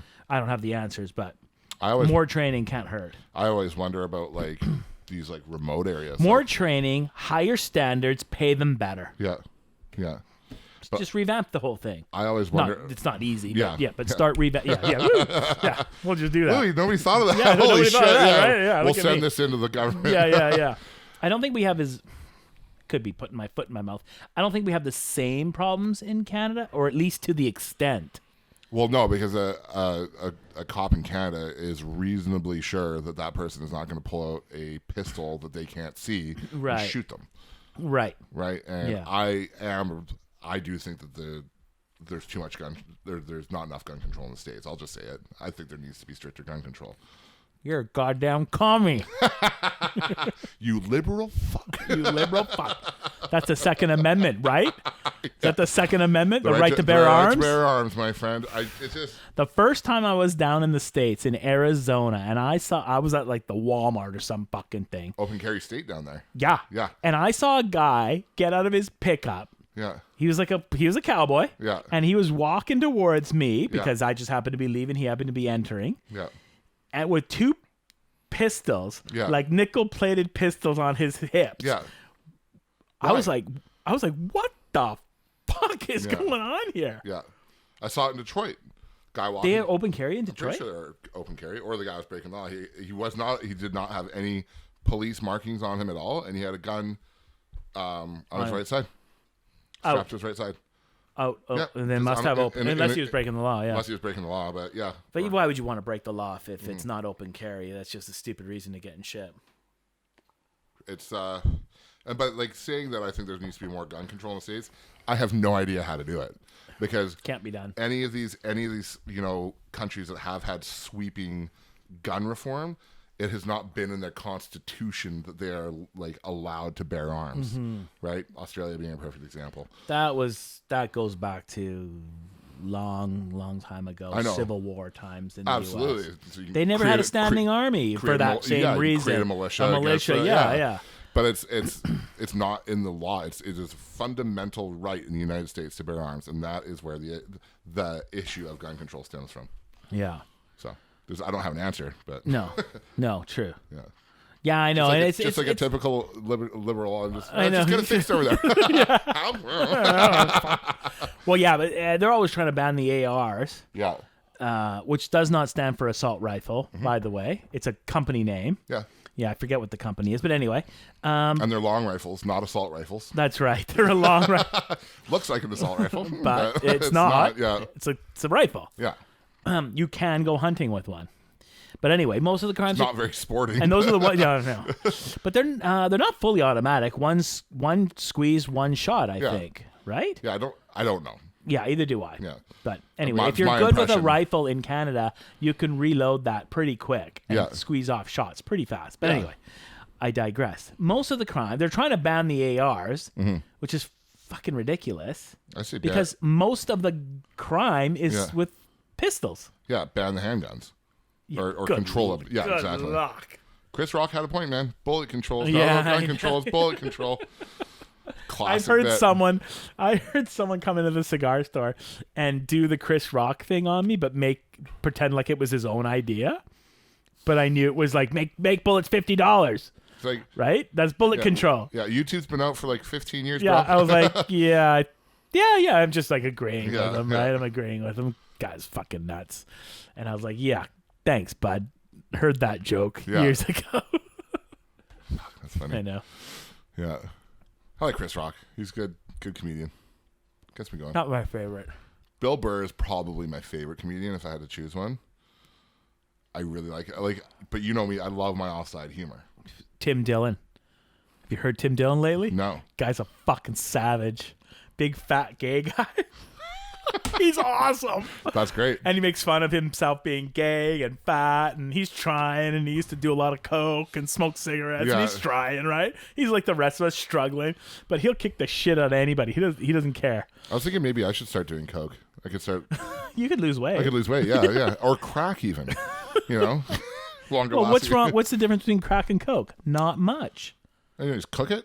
Yeah. Yeah. What the fuck's the difference? It just made it different in the States so they could throw blacks in jail. I think it hits you different. It hits you quicker. Yeah. Just like smoking coke, like freebasing, I guess. I have no idea. Yeah, bullshit. I've never, to this day, I know you haven't. 34 years. I've never done coke either. I'm never going. I'm never going to. 9 years in the bar industry. Never did coke. I'm actually kind of proud of myself on that one. That's actually amazing because I'm sure there was. I was around a piles lot of it. Yeah. I was around a lot of it. Yeah. 9 years, never touched it. Attaboy. Yeah. It just fucks your head up. Well, yeah, and it's like habitually addicted. And, I'd go out with my friends and they'd spend $100 on booze and then they'd spend another $40 to try and straighten out a little bit and then spend another $100 on it. Oh, God. Why don't you just don't drink as much? But I don't know. Like, at the same time, I still have friends that recreationally indulge. And I'm sure I've got friends that do. I don't know them. Yeah. I don't know that they do, but. It's a lot. The stigma behind it is. On coke? Yeah, it's. Oh, yeah. It's gone. Oh, is it? I would say so. Not in my group. Not in your the group. 50-year-old group. No, but in the 30-year-old group, yeah, absolutely. Yeah. Yeah, I think in the 30-year-old group, it's just one of those things you do. It's like a rite of passage almost. Yeah. And like, I don't care if you do. No. Doesn't affects me none. See, that's a very conservative point of view. You fucking believe. Oh yeah, I'm all over the place. I'm on a case by case. Yeah, I want healthcare for all. Yeah. Legalize pot. Yes. Right. Yeah. But then I'm okay with free speech. Yeah. Right. I'm not 100% on the gun control thing. Fair enough. You know, I mean, some people shouldn't I'm talking have free about. speech. Hey, I know. We don't have free speech in Canada. We have freedom of expression. Right. Hate speech is illegal in Canada. You can't say kill the whatever. Yeah. And then just chalk it up to free speech. Yeah, no, Yeah. Can't do that. You can't run into a movie theater and yell fire in Canada. It's illegal. Yeah. I did not know that. Yeah. Makes more sense though, right? Why would you want to allow somebody to yell fire in a crowded movie theater and chalk it up to free speech? That ain't free speech. I bet you that's not even legal in the U.S. though. It can't be. Because that's just causes. It's putting people. It's like mischief. Yeah, it's putting people's lives in danger. Yeah, right. Yeah. When you do that. So I'm not for that kind of shit. Yeah. And even though you can say it, I'm not for saying a lot of things. Yeah. It just doesn't. Yeah. There's no reason to agitate the population. Agitate's a great word. With bullshit. Oh, it's my freedom of speech. You know, I love these fucking YouTube videos because in the U.S. and I guess in Canada too, if you're in the public, you can film people. Yep. Like I could, if you're in public, I could take my phone out and film you. Yeah, there's nothing you can do about it. You're in a public space. Yeah. Yeah. But why the fuck would you do that? Just to piss somebody off. And the guy's like, why are you fucking filming me? Because I'm allowed to. Yeah. Well, fuck you. Like a guy did that to me. I'd want to punch him out. Yeah. But what you're worried about is there's another fucking asshole filming you somewhere else. Yeah, who just punched the guy. Yeah, and then watching me punch this asshole out that's filming me. Well, okay, you're allowed to do it. Yeah. But why would you do that? Yeah. Just to antagonize this guy? 100%. Yeah, there are people out there who do that. Yeah, they're trolls. They're basically they're trolls. But there's people who've made a lot of money doing that on YouTube. And oh stuff like yeah, that, yeah. right? That's where I see these videos, and I'm like, and I'll always comment, "You fucking piece of shit." Yeah, I got like I don't have a trolling account, but I want to start one. Yeah. Which is like a total ghost account where I can just like call these assholes out. LS trolls or something like that. Yeah. I don't. I actually don't call them a fucking piece of shit because my account, like on any social media, is linked to my podcast because this is the way I promote my podcast, right? So I'm thoughtful when I say something to somebody, but it's just dumb. It's like dumb. Why do you want to go out there and just piss people off for no reason, like filming cops or filming government employees coming and going from an office? Yeah. Yeah. What's the fucking point? I got no problem with filming cops. I'm sure cops don't want to be filmed. Yeah, I've got no problem with it either. But when people go and just film a cop just to sake of filming a cop. Hey, what are you guys doing? Yeah. It's like we're just sitting in our cruiser. Well, you're just being an asshole. Yeah. I hate that. I personally, like, when a cop pulls me over. Well, you're white, and we're in Canada. It's a totally different dynamic. Yeah, well, you've met my buddy Tim. How are I? Yeah. A big black guy, Tim. No, I don't think You've met him. Yeah. Anyways, doesn't matter. He and I talked about it, and he said it's a very different experience, and he's done a lot of traveling in the States, went to school in the States, right? And he goes, what you I had a gun pulled on me by a cop in the States, too. Really? Yeah. Huh. Yeah. No. Yeah. I was only 19. I was white. My buddy was white. We didn't know the rules down there. How much pot were you smoking? Well, none, but so got pulled over. We're on the Coast Highway. We're near Malibu. We're in California. We're in my little Datsun 510 at the time. I had a 510, little sports car, noisy and all that shit. And we're traveling with the speed of the traffic. There's cars everywhere. It's like 4 o'clock. It's fucking busy. Woo! Get pulled over. Fine. I don't know if I'm doing anything wrong. Yeah. He told me we were speeding. I think that was his reason to pull us over. Right. Pulls us over. Asks me for ID. Well, we're traveling. We've been driving for 3 days, so I don't have it in my pocket. Yeah. It's in the back. So my buddy Chris, at the time, just goes and reaches into the back seat. Yeah. Cop pulls a gun. Yeah. Passenger, you put your hands on the dashboard right now. Yeah. We've never had any experience with police in our lives. Yeah. My buddy fucking grabs the dashboard so hard he almost cracks it. He's white knuckling the fucking dashboard. And I'm like, it's in the back. Can I get it? He's like, yes. So I step out of the car, flip the seat. It's a 2-door. So flip the seat. And I start digging in the back. Yeah. Well, we're like kids, right? Yeah. We're just out of school. We're 19. Are we even 19? We might not be 19 yet. I think he's 18 and I had just turned 19. Yeah. So I start digging through the back. Well, we've got, mom made us some sandwiches and stuff, right? Yeah. Like we're literally third day into the US. So we eat our sandwich, drink a pop. We don't want to mess up my car. Grab the pop can, throw it in the Ziploc, zip it, toss it in the back seat. Mm-hmm. Well, he sees all this garbage. Yeah. And he thinks that we're like smoking crack or something. We're using pop cans to make pipes and shit. God. So he gets us out of the car, frisks us, the whole thing, checks us for weapons, goes into the ashtray. We didn't even smoke cigarettes, nothing. Yeah. Full coin, Yeah. goes through the whole car and then explains to us Why? what's what, Oh, right? okay, yeah. And we're like, fuck. I'm like, at that time, I'm like, I don't even know what you're talking about. I Yeah. said, I have no idea what you're describing to me right now. But that was some scary ass motherfucking shit, because you're right. In the States, in Canada, when you go into your back seat to get your ID, that's all you're getting is your ID.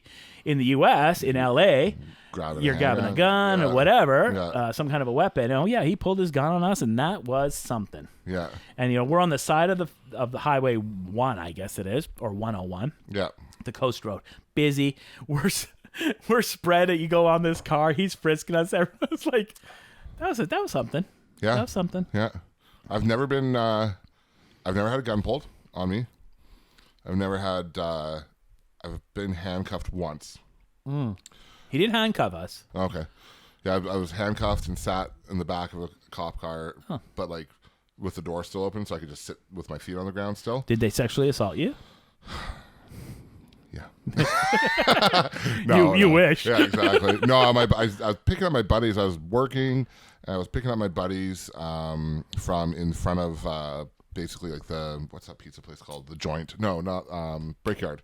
Mm-hmm. And this was before that 728 Yates building. The era was just a hole in the ground. Remember, for years, right before Wiles Records and stuff there. Yeah. And I was picking them up, and then I see like a commotion down the street going on. I'm in my 03 Dodge Grand Caravan. Again, goes to why I never learned how to drive properly. And that was a beauty. Oh, that thing was a beauty. And I see a commotion down the street, hollering and stuff, and then I see one of my buddies, and I hop out, and I go, and there's probably like a 5 or 6 person drunken fight. And like when you watch wasted people fight, it's actually like hilarious, pretty entertaining. And I was sober super sober. You were driving. I was driving, yeah. So I rush in, but I guess somebody called the cops when they heard all the yelling. Like, it's not even fair to fight a drunk guy if you're sober. Oh, it's not fair. No. Anyways, yeah. So the cops come up and they just grab, like, because I was in there trying to get my buddies out, and they're pushing and shoving a little bit, and I just get grabbed and handcuffed, and they set me down, and I just. No fight, no nothing for me. Yep, no problem. I'll sit here, officer. I'm good, right? And they came out, so what's your story? Just finished work. I'm in security at that nightclub. I saw my buddies in a commotion. Went over to try and help out. If you give them to me, I'll get them home, right? And he goes, sober? Yeah, nothing to drink, sir. Yeah. And I go, okay, sounds good. Stand up. Didn't search me or nothing, but that was the closest yeah. But that's Victoria cops for you too, right? Yeah. Like, again, in Canada, small town. right? Yeah. Yeah. So it was not fun, but got kicked out of a nightclub once. Do the same thing, breaking up a fight I saw going on at one of the clubs downtown, and security just came in, tossed me out with the rest of them, and then I was let back in. Oh, really? Yeah. Well, because like they looked at the footage and like, oh, okay. Oh, I right. See. Yeah. So. Yeah. Whatever. Maybe if I didn't put myself in those situations. I've been kicked out of a few clubs. It's just kind of the way it is. I've never been kicked out of a nightclub. That's amazing. I think I probably should have been, but because of 9 years in the business, people know me or whatever, so I got a little extra long leash, longer than I should have gotten in a lot of cases. Fuck. I was so hammered a few times that I didn't even get let into the club. Those are my younger days. I'm not like that. I don't go to clubs no more. Well, they're all shut down now anyway. Fuck. One time, not this is to be proud of, I fell asleep standing up at a urinal. Oh, awesome. Yeah, like leaning against the wall, taking a pee. You're lucky that you didn't get fucking sexually assaulted in there. Oh my God. Well, it was at the end of the night. They found me at like 3:15 in the morning doing the final sweep.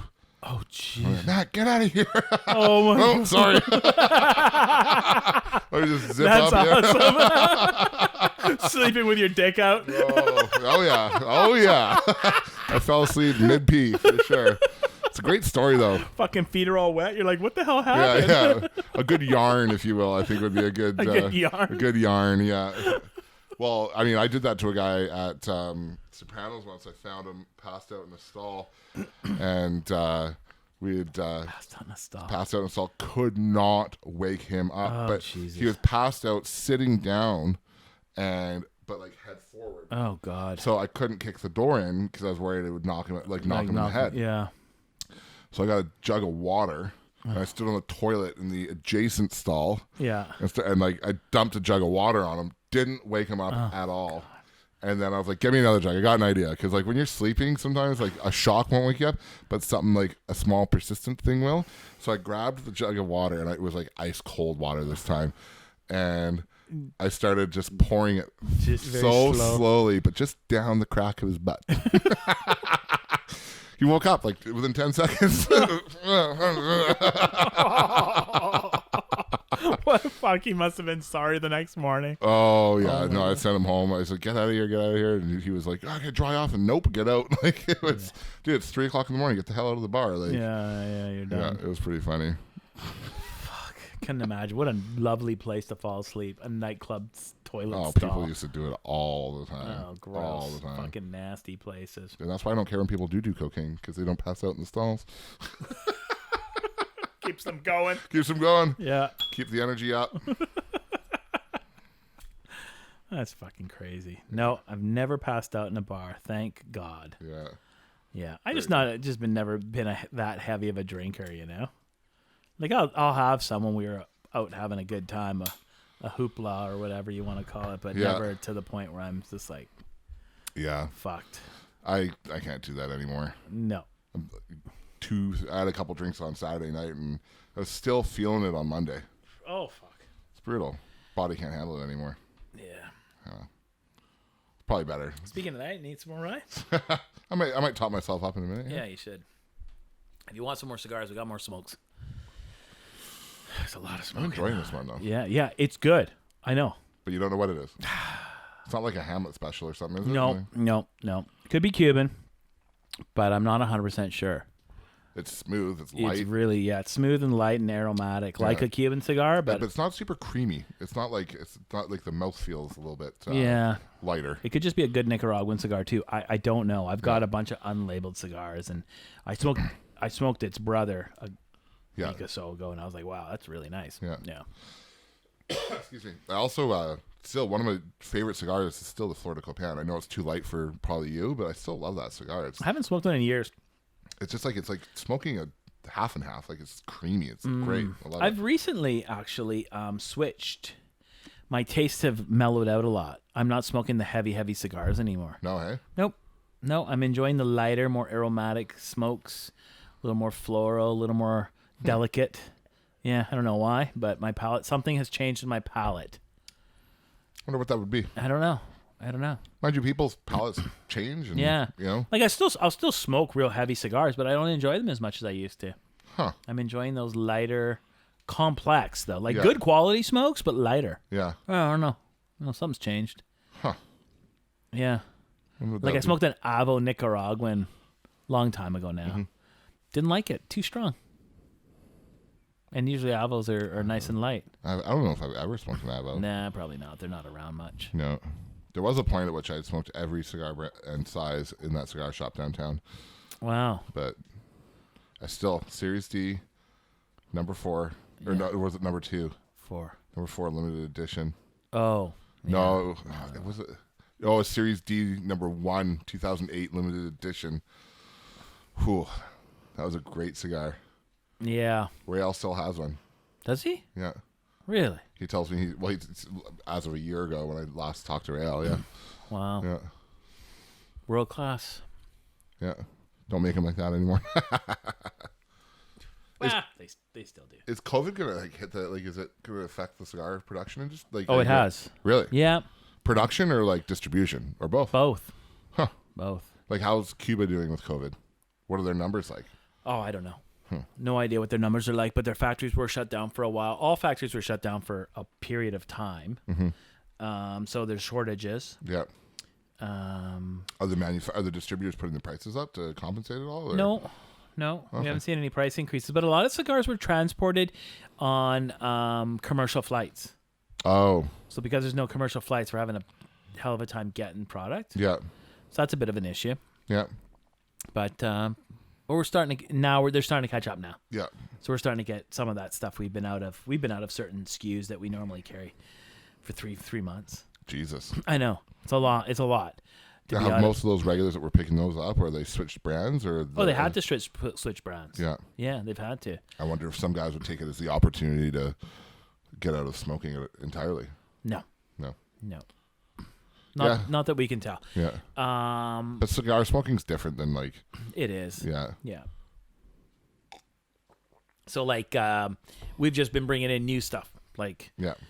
You don't have anything from my father? Okay, we'll try Naya, or we'll try this blend from Hoya, or whatever. We'll just bring in whatever we can get. Yeah.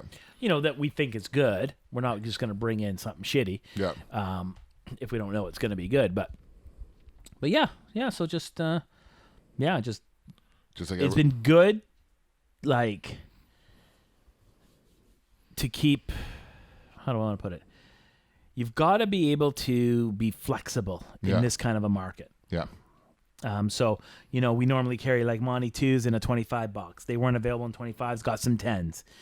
Their little period of cigarillos not available in 5-packs. We'll get the 50-pack. Yeah. Like just mix it up. Get whatever you can, whatever size you can. Yeah. Change things around the humidor. You can't get Monty 2s, get the petite number 2. Yeah. Or get more Monty 4s, or try a different Monte Cristo, or a different cigar altogether. Yeah. Or a different size of Ramon Ionas, or whatever's available. Just get that humidor. Keep it full. Yeah. Keep it looking good so that your customers have selection. Yeah. It was actually... There's a lot of shortages. Like I can't get number 2s right now. I can't get like a bunch. I know it's brutal. Like a lot of stuff I can't get any. There's nothing, any format. But like, so like we were out of like my father. Yeah. If we have carry 4 or 5 sizes of my father, couldn't get any. So we just start looking at other lines, other cigars, other manufacturers, and just keep that humidor full. Yeah. Huh. Yeah. Yes. Yeah. It's affected everything. Phil's been good. Like my manager's been good at just. Okay, I can't get that, so I've got 4 spaces. What am I gonna get? What do you got? Just like ask him, what do you got? What do you got that's interesting? You got any deals? Yeah. You got anything interesting happening? Any sales? Yeah. Like let's do some sales. Get some sales in, and we make these grab bags. Yeah. And pass the savings on to the customer. Yeah. Try and get some more. Just try and get whatever, and keep it exciting for the customer. And it's been working out okay. That's good. Yeah. We'll eventually go back, hopefully, to semblance of normalcy. It's getting worse right now, ain't it? Oh yeah. Oh yeah. Yeah. A lot better. Well, a friend of mine wants to go to Vancouver to go to IKEA. No. Yeah, he's not. I said no. No, don't let him go. Yeah. Don't go with him, and don't let him go. Yeah, I was just like, I'm not. If I could go somewhere in the interior right now, I would. Just like Kelowna or something like that, with a kind of a similar caseload as the island, kind of per capita. But I don't think so. I don't want to go into like the heart of the beast in BC, right? Like if I can go through it, that's one thing. But I don't know. Like I got vacation in December. I wanted to go up to Tofino or something. Am I going to be allowed to? You would be allowed to go to Tofino. Tofino would actually probably be the best choice for someone from Victoria, because you can go up there, wear your mask when you go into any place, retail place, and it's so wide open up there with such low population. Yeah. You'll be able to isolate easily up there. Yeah. You get a little place with a hot tub, or go for walks on the beach, or hang out in your hot tub and go to a couple restaurants. They've got all the protocols in place as long as the restaurants are still open. Yeah. And we're low numbers, they're low numbers, so it'd be safe. But yeah. I wouldn't go to Kelowna. No, hey? Nope. I would not get on that ferry right now. Unless I'm going to like Salt Spring or Gabriola. What if you were staying in your car? Yeah, but no. What I mean by not getting on the ferry is you just wouldn't cross that. yeah, you I wouldn't cross the water. into that. Yeah, exactly. Right. It's not the ferry ride. Ferry ride's easy. I've taken the ferry ride since COVID. Yeah. And just sat in my car. Yeah. That's easy. Boring. Boring as fuck, but whatever. It's still easy. I don't have a lot there, but that torpedo would be good. What do you got? Oh, you want a little smoke? Have a little one. Tiny one. What do you got here? Yeah, I don't want to light up a big one. Kind of if you want. No, I'm good. Be wasted on me. I really enjoyed that one. Good. I didn't think we'd power through these cigars as quick, or I would have got us some bigger ones. That's all good. Yeah. Do a little more of that. Yeah, a little more of that. So Shane's helping me build this bar. Cool. I'm getting Shane on the podcast. He told me about that. Oh, did he? Yeah, because Yeah. I said I was at his place at 3:30 today, and I said Oh, I got to run, and he goes, "Oh, what's going on?" I said, "I'm going on Louis' podcast." He goes, "Oh yeah, he asked me to do that too." So Yeah, so we're setting up a date. he won't smoke a cigar. That's okay. Yeah, We don't have to smoke. He'll drink some whiskey and Good. he'll tell a couple good yarns too. What would be funny is if you get Shane and I together, about 4 beers deep, and he and I can go for a while. We'll do it. I gotta get a bigger setup here. We did a podcast together. Yeah, you told me that. But long it ago. never got public. Nothing ever happened with it. That's too bad. Yeah. And it was funny because we just story after story after Yeah. story. It's mostly nightclub security stories and That's okay. us getting drunk and watching drunk people do stupid stuff, which was a great part of the job. Loved it. Yeah. But no, he and I'll get going too. We can get Cole over. He can call you Pour some more. Yeah.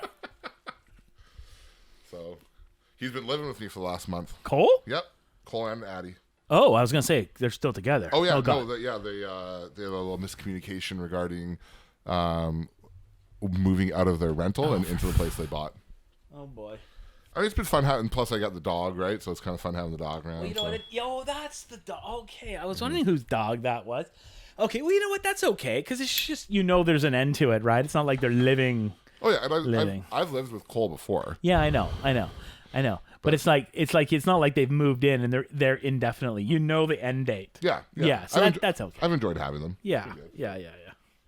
Hilarious. Yeah, How long have they been living with you? But about a month. And how much longer?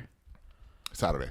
Oh, so that's okay. Yeah. It's just a month. Totally fine. Yeah, it's nothing. Addie's splashed some interior decorating designs into my place.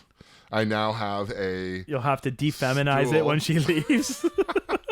Actually, I don't mind it. Yeah, no. But it's now good. in my bedroom now or my bathroom now, I have a stool with sitting next to the bathtub, and it's got rolled towels on it. Oh God. So when I get out, it's actually kind of nice. I don't mind. I was like, can I heat these up somehow? Nice hot towel, it'll be all right. So yeah, I know it's been good. And I want to do something with my place to make it a little bit. I got no art on the walls and stuff like that. So I'm trying. We don't have much art either. I'm trying to. Well, I mean, you got. Well, here I got a little this shit. kind of Yeah, stuff, because it's all crooked. But yeah, I got a little bit here, but that's just a backdrop for the podcast. Yeah. Really. Oh, okay. Yeah. Your green screen. The room's good though. It's got Yeah. shit everywhere. Well, I've got some. I don't know what they call those maps, where it's like a stylized map. It's of like so. I've got one of Detroit, and I've got one of Hamilton. I've got one of Stipley neighborhood in Hamilton, where my sister lives. Right. It's just like colorized maps. Basically, they're accurate maps, but they're not for direction. It's just like it's map art. I think would be the best way to describe it. So I've got 3 of those. I need to get framed. I'm gonna put those up on the wall. And I think I want to do. I had a good plan actually. Dave and I came up. Your brother and I came up with a good plan for a 2-week vacation this year, which just went obviously to complete garbage because of COVID. But I was going to fly into Toronto, rent a car, Toronto to Montreal. Best city in Canada. Yeah, and then Montreal. Well, second to Victoria, but Montreal, New York, and then I think to the city. Yeah, and then New York, Detroit, Chicago. Yeah. Back up to Toronto. No. No? No. Because Chicago's east or west of. It's west. It's like a full time zone west. Mm-hmm. So you're not going to Chicago and then back to Toronto. You're going to go to Detroit, over the river or under the river, Windsor, back up the 401 to Toronto, 4 hours from Detroit. Yeah. So you're not going to go all the way to but you could go to Chicago. Like with 2 weeks, like it was like back to Chicago. You wouldn't want to do that. It was 3 days in every. It was 3 days at every stop. Chicago, maybe like. I would love to go to Chicago. Yeah, but you're maybe thinking like Boston or something. Maybe. Oh, yeah, Boston was on the list. Yeah, you're Boston thinking Boston. Was on the list. Boston, Detroit, yeah. Toronto. I would. It sounded like a really good 2 weeks driving around in the States. Yeah, amazing. You know, the culinary experiences in all those cities. Plus, like I'm very amateur. Enjoy architecture, right? So when I go, have you been to New York?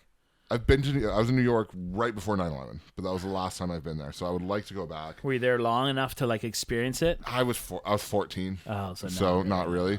Oh, yeah. It's great. I would love to go back there, but Detroit, the architecture is beautiful, unbelievable. Love it there, and like I'm glad I was in Detroit like 10, 15 years ago. I'm glad I went there to see it at that time when it was at the bottom.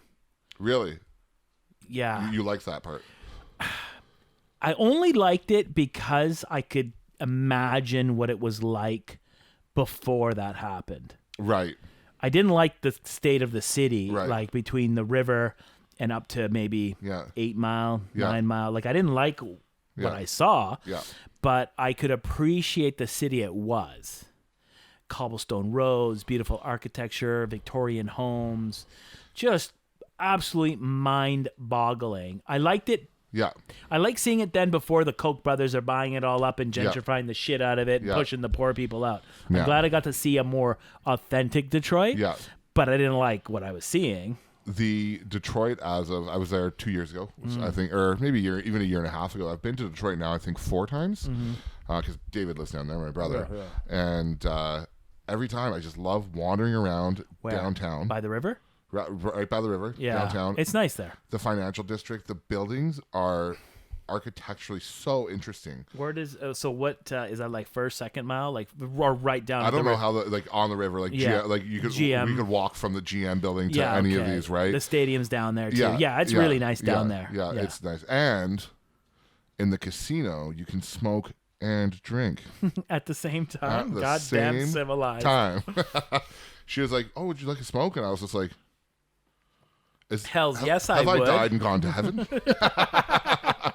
And and I like gambling down there. It's fun times. I enjoyed gambling enough that my brother-in-law goes, "You know what? You're only allowed to get," because I didn't go to casinos a lot, right? He goes, "You're not allowed to go to the casino in Victoria." He goes, "You're only allowed to do this when you're on vacation." Yeah, good call. Because otherwise, and I love roulette because I don't think there's any skill involved with roulette. It's just guessing and it's fun. And the night I went to the MGM with him, I made $500 US. I can't remember, playing roulette. I got lucky. Because when it pays big, right? Yeah. And so I took my original investment of $100 US and I put it back in my pocket so that now it's not costing me anything to have fun. Yeah. And then when I got more money, I made it $200, so I was going to walk out with at least a $100 gain. So I was up at $300 still, and I went to the blackjack table. Huge mistake. Oh. I lost all of it. Oh, fuck. I lost probably $250, and people at the blackjack table, they don't fuck around. No. Because if you hit when you shouldn't, and you got their card that they were supposed to get, and like they get fucking angry. Right? The girl beside me is like, "No, don't hit. And I'll be like, I'm feeling good." Like, couple drinks in me. I'm feeling lucky. Hit me on Bust. 17. No! Never hit on 17. Yeah, never. I know that now, but, you know. So it is, but and like the food down there is nice. The people, for the most part, at least in like the now gentrified parts, are very nice as well. Americans are great. Yeah. You know what I hate? What? Fucking on social media now, the big thing is like, if Trump gets reelected, we're going to Canada, or if Biden gets elected, we're leaving to Canada. Depends on who, right? Everyone's coming to Canada, which no one's coming. No one's gonna fucking leave. Like, why would you leave, right? Yeah. And then Canadians will like, they'll do like a duet or a cut. Yeah. These guys were leaving, and they'll come here. Just so you know, Canadians don't like Americans. We don't want you up here. We don't want your fucking politics. And it's like, fuck you. Not all Canadians think that. I love Americans. I love America. It's a great country. 100%. I was thinking about that today. I was thinking, their national parks in the United States make our parks in Canada look like a joke. 100%. Joke. Like, their parks are amazing. Their cities are unbelievable. New York, L.A., Detroit, Phoenix. Yeah. You know, I've been to lots of great cities. New Orleans. Yeah. You know, Miami, Tampa. These are places I've been and absolutely love them. Yeah, they got problems. Yeah. We got the same problems here. Yeah. It's not like we're like somehow there's no homeless people in Canada. No. We got tons. So like look at the good things. There's lots of good stuff. And when I go to the States, I go to cigar stores. Yeah. Fucking great people. Yeah. Good conversations. Well, very cigar interesting. people are good too. Yeah, right? yeah. It's kind of a microcosm. It's a social club. That as long as you can kind of go and know what you're talking about. You're in. Automatically got the responsibility. Yeah. So every time I've traveled, when we traveled, my wife and I, we traveled to the U.S. Yeah. You know, and always have a great time. Yeah. Always have a really great time. I would like to travel in the States more. It's great. Because I've only ever gone to Detroit. I've been to New York, down the West Coast. We did the northern states as well. Coming back from New York when I was 14. Those I can take or leave. North Dakota, South Dakota. Exactly. Wisconsin and stuff. Kind of fun to be in the cheese Idaho. State. Yeah, exactly. Exactly. It's fun, right? But it's everybody was super nice. I've never like encountered a really rude American. No. I've encountered rude Americans in Canada. Yeah. But when you're in the States, they're all like my years of Butch Arts. Oh my God. Dealing with these American tourists. What's this funny money? Yeah, it's legal currency here. Yeah, this is it. Right? Fuck yourself. Yeah, I know, you fucking asshole. But you know what? They're looking down on me for like giving them like Canadian change. And like Butch Art Gardens was nice enough to carry 2 floats. You could. Would you like your change in Canadian or American? Because they know it's a stopover, right? You can only be like some of these. They're only in Canada for that day because they're on the cruise ship for 6 hours even. Like they're not even overnighting or anything, right? Yeah. And so, but we did not carry U.S. coin. Oh. Okay. Right. So you give them Canadian, and there was only ever quarters, dimes, and nickels. And what is this? What is it? Doesn't even make any sense. And you're like, they're the exact same size. I know. I know. Oh, it's brutal. I'll say that to people. He's like, "What's this?" I'm like, "Well, that looks like a U.S. quarter, doesn't it?" And how much is this one worth? And they're holding a quarter. It's worth $0.25, sir. Like 25 cents, mofo. I know. It seems like those are the ones that travel that are like that. Because when I'm down there, I never encounter that. Yeah. Except I did get someone when I was in LA once flick my few Canadian pennies that got mixed in. Yeah. And they flicked them back off the like, that's not money. They said that's not money. It's not anymore? Well, it's still legal. It's still legal, yeah. But not anymore, but yeah, but I thought that was pretty fun. Oh, sorry, a little Canadian money there. When they did get, I remember when they, because sometimes second stop, they'd have some Canadian coin in their pocket. What's this like? Which one's the $2 coin? Which one's the $1 coin? I know. It says it right on there. You fucking. And also, dumbass. if it's 2 colors, it's $2. That's a nice way to put it. There you go. If it's 1 color, it's $1. Yeah. I don't know. Yeah, I know. Got a little bit bitter towards them. Yeah, but when you travel down there, it's good. It's good. Actually, when I was in Miami the last time, and I wasn't really in Miami. We're on the beaches there. There's so many Canadians down there that the Americans don't like us. Really? Yeah, we do the same thing to them that they do in Victoria. When there's so many Americans, you're just getting. It's like you're flooded with them, and you find those few assholes. Yeah. I guess it's the exact same down in Yeah. I mean, you don't accept Canadian currency or some stupid. I don't know what the. I think our Canadian currency makes the most sense. It's all colored differently. You can recognize it at a glance. You're not mistaking 10s for 1s. Like it's just like fucking Monopoly money. Yeah. Exactly worth about the same too. Yeah. Well, I'm happy. Like, if it wasn't for the U.S. economy, I wouldn't have been able to get rid of my truck. Is it the U.S. economy that's driving the vehicle sales? Well, right now, at least a couple months ago, everything, like, I looked at the used vehicle market, like trucks specifically are pulling big money down in the States. So if the Datsun I was looking to buy, if the Canadian dollar was on par, that car would have sold in Canada for $22,000. Yeah.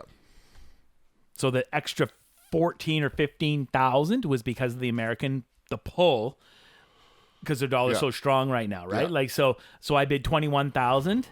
That car would have been 23 grand all in. Yeah. If it was just, that's all he would have ever been able to hope to get for it. Yeah. Because no one's going to pay more than an American bidding 22, 23 grand US. Yeah. And that's what's pushing the price up in Canada. Otherwise, no, the car would be worth, 25, 30% less. Yeah. It's just because they're buying them at, 20 grand. Yeah. Yeah. Perfect. Yeah. They're buying it for Canadian money and selling it for US money. Yeah. That's where the profit's coming from. Yeah. Yeah. So it's annoying for us because it's making it difficult to buy cars. Yeah. Yeah. But it's good if you're selling car right now. Mm-hmm. Exactly. And especially just like trucks specifically, and luxury imports and things like that are going for big money too. Are they? Yeah, they're going down south as well. A lot of them. Yeah. So we're not gonna have any nice cars left in Canada. People will buy them. Yeah, I know. It ebbs and flows. When I first started selling trucks in 2015, we had one used F-150 on the lot, and that was only because it had such a large accident on it that you couldn't put it across the states, right? So if I sold my car right now, my Mustang, would it go stateside?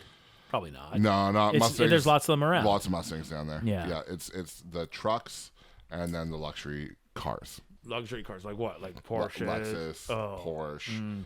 That kind of I should say popular luxury cars. Mm-hmm. I don't think Infinities are getting any extra money down, comparatively, but a Lexus would.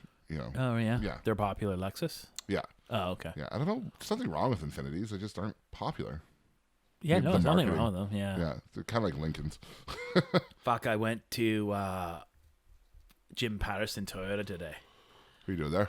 Just to pick up my in-laws. Yeah. They getting their Toyota serviced. Yeah. And I went upstairs to the service area. Yeah.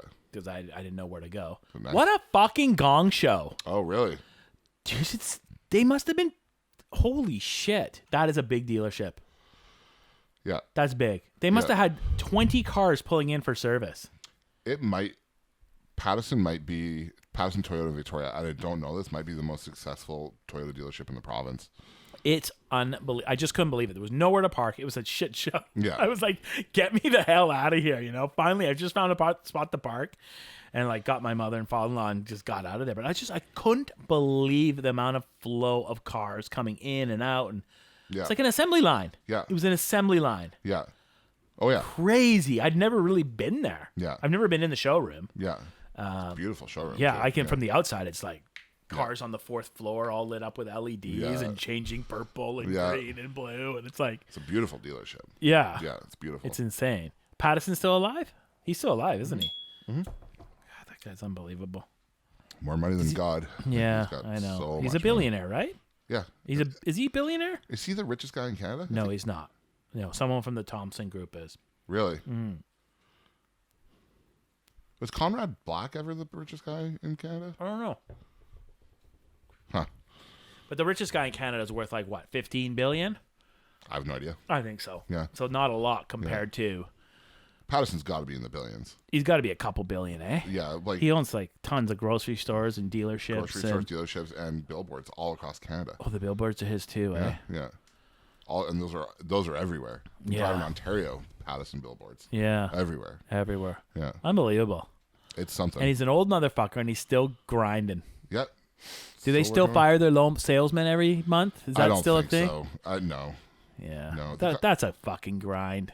It's a tough job. Yeah. It is tough, and you have low months, right? And your top guy will bottom out once in a while, and you don't want to fire a guy because he has a bad month. You want to leave your problems at the door and stuff. And with any job, right? You can say as much as you want, but what's the shit that's happening outside your work is going to affect your work, especially if it's serious, right? Yeah. It's human nature. Your wife passes away. You have 2 shitty months, and now you're no fucking good. And now you can. Yeah, right? what? But you were the top guy for 3 years before that. Yeah, that's not. It doesn't make business sense. No, it doesn't. It makes no sense at all. You'd be losing money. Yeah.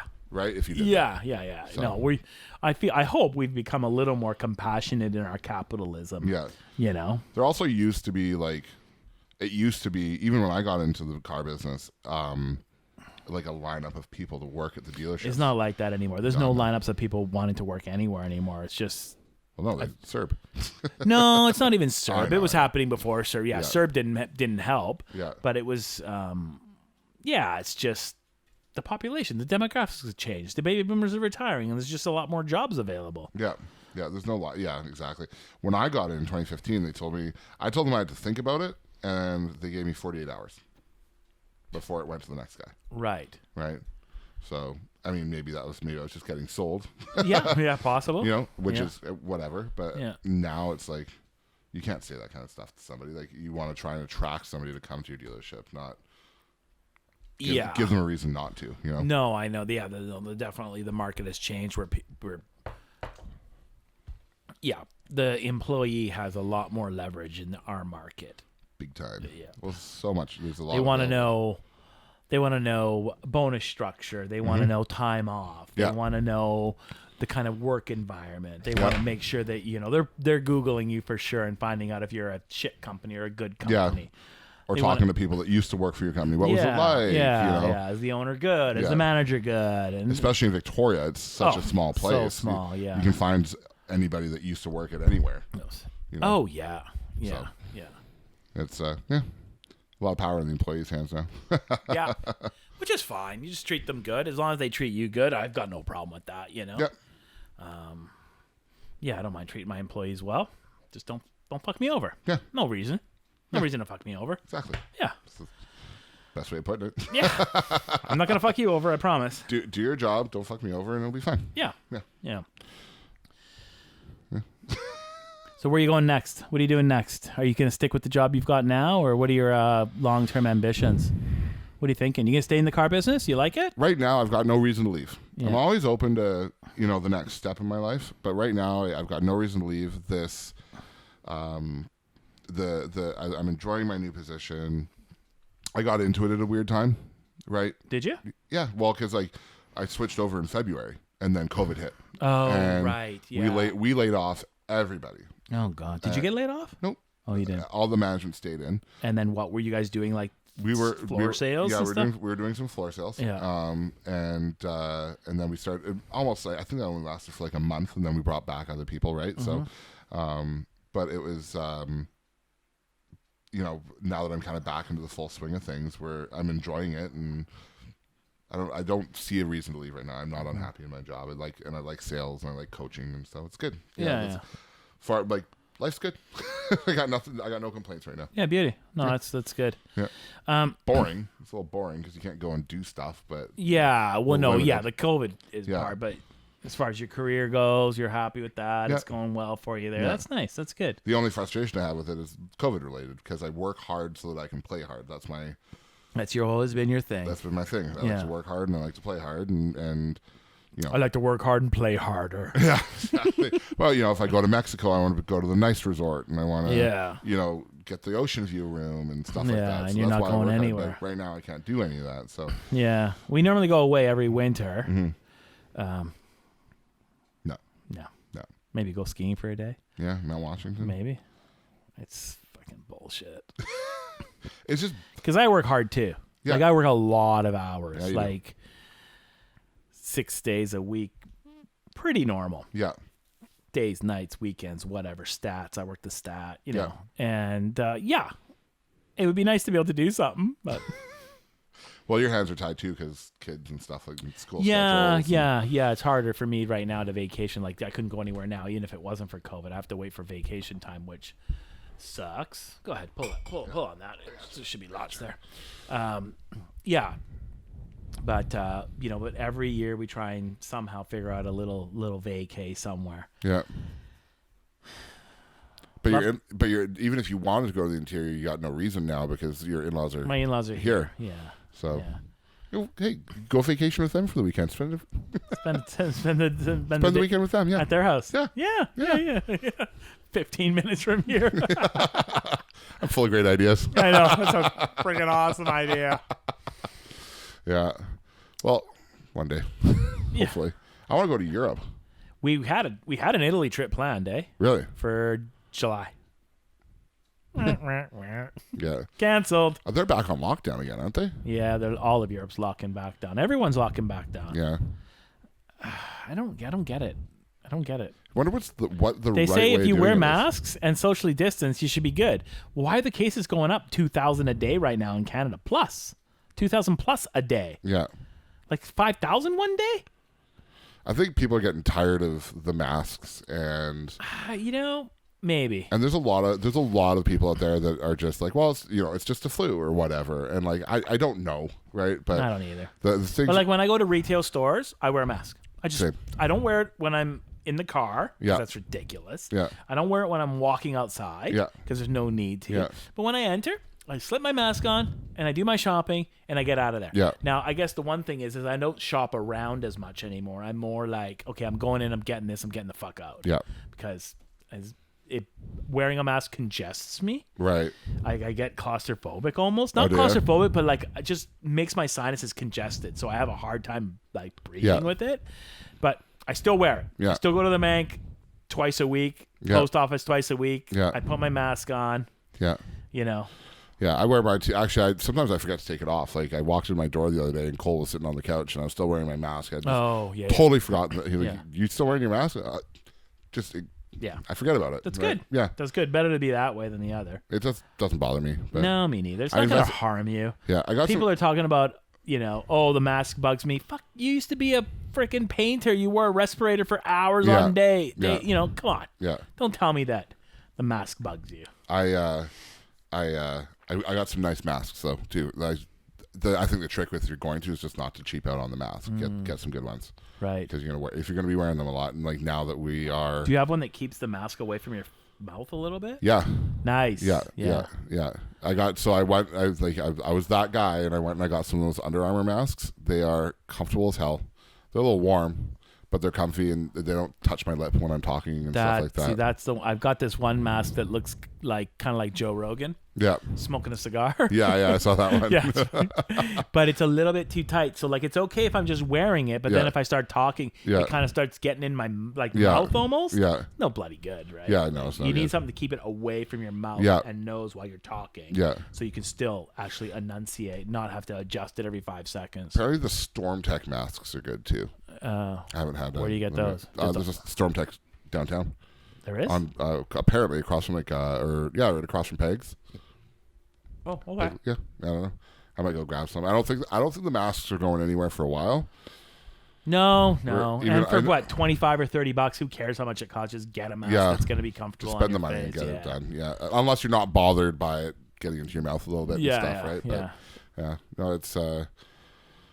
Yeah, I think. And wash your damn mask if you're watching this. Yeah. Wash your mask. I've Yeah. seen guys come in and their mask is like stained dirty. Yeah, it's like. It's like, dude, that's not helping nothing. No. Clean your masks. I wash them. bring one to work, and like I don't think I actually wear it more than 2 hours a day. Because That's a lot. If I'm at my desk, I say if you were wearing it for 2 hours, that's a lot. yeah. Because when I'm at work, I don't wear it. Okay. Yeah. Even well, though I should. It's kind of. We've got plexi and stuff, Yeah. but it's well, I've got my plexi on my desk, right? The shield or whatever they call it, right? And if I'm in my office by myself, which I am for a good portion of the day, I don't wear my mask. And if the guys come in, they want to work a car deal, they sit on the other side of the plexi. Oh, yeah, good. Right. And if I have to go out and meet a customer, go to the service department to talk about the used cars, anything like that, then I put my mask on. Or if I have to go out and sit with one of the guys at their desk without plexi, then yeah. Yeah. Yeah. Nice and simple. I don't know. But yeah, wash your masks. It's not that hard.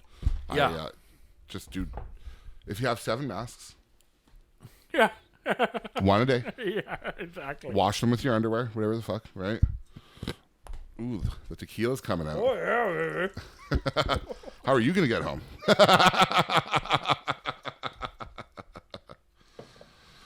Yeah.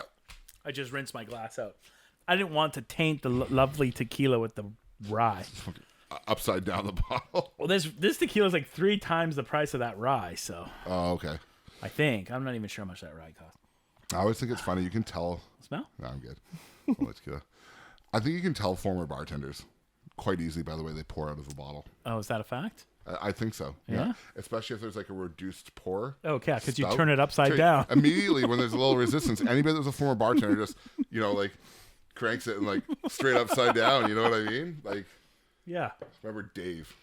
Yeah. It's either on or it's off. Yeah, I remember Dave because I was like my first bartending shift, right? I grab the bottle and I'm shaking it and it's going like this, right? And you're just like, and Dave goes, no, grab it like your dick.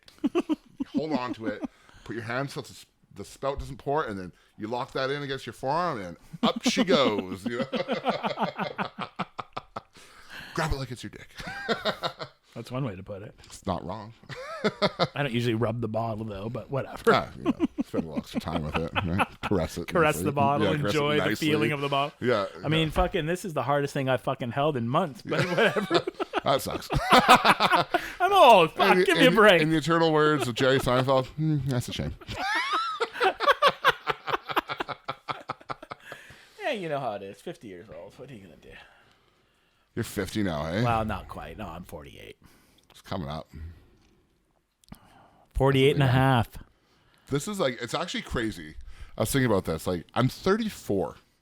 Fuck, you're old, You man. just like sit. And We were just contemplate kids a fucking day ago. But like, you sit and you contemplate your age, and like, Don't. It's just kind of. Yes, I know. It's like not in a bad way, right? Like I'm better off than a lot of 34-year-olds, but at the same time, you're doing great. I'm like, I know. yeah, I know. yeah. It's just a little bit weird. Yeah, 48. Like, one thing this gray. The gray's good. Driving me nuts. Just for men. Hey? Just for men. Salt and pepper. It. Yeah. You know what I'm thinking? I'm gonna let it grow. Yeah. I'm gonna grow some length until the spring. Yeah. Back to the wood. But you got to keep it like, if you're gonna like go, you have to keep it shaped. That's the thing. Oh yeah, I just trimmed the sides down. I know. A well-groomed beard is. It's a handsome beard. I want a handsome important. beard. Yeah. See, I kept length on mine for a long time, but because of the masks, now I keep it a lot tighter than I used to. Yeah, it won't get any longer than I this. know it's hard with the mask Yeah. to wear your beard long. I trim the sides down, keep them a little bit short, because when the sides get too long, then you look like a fucking. You look bushy. Yeah. Look like a hillbilly. Yeah. Yeah.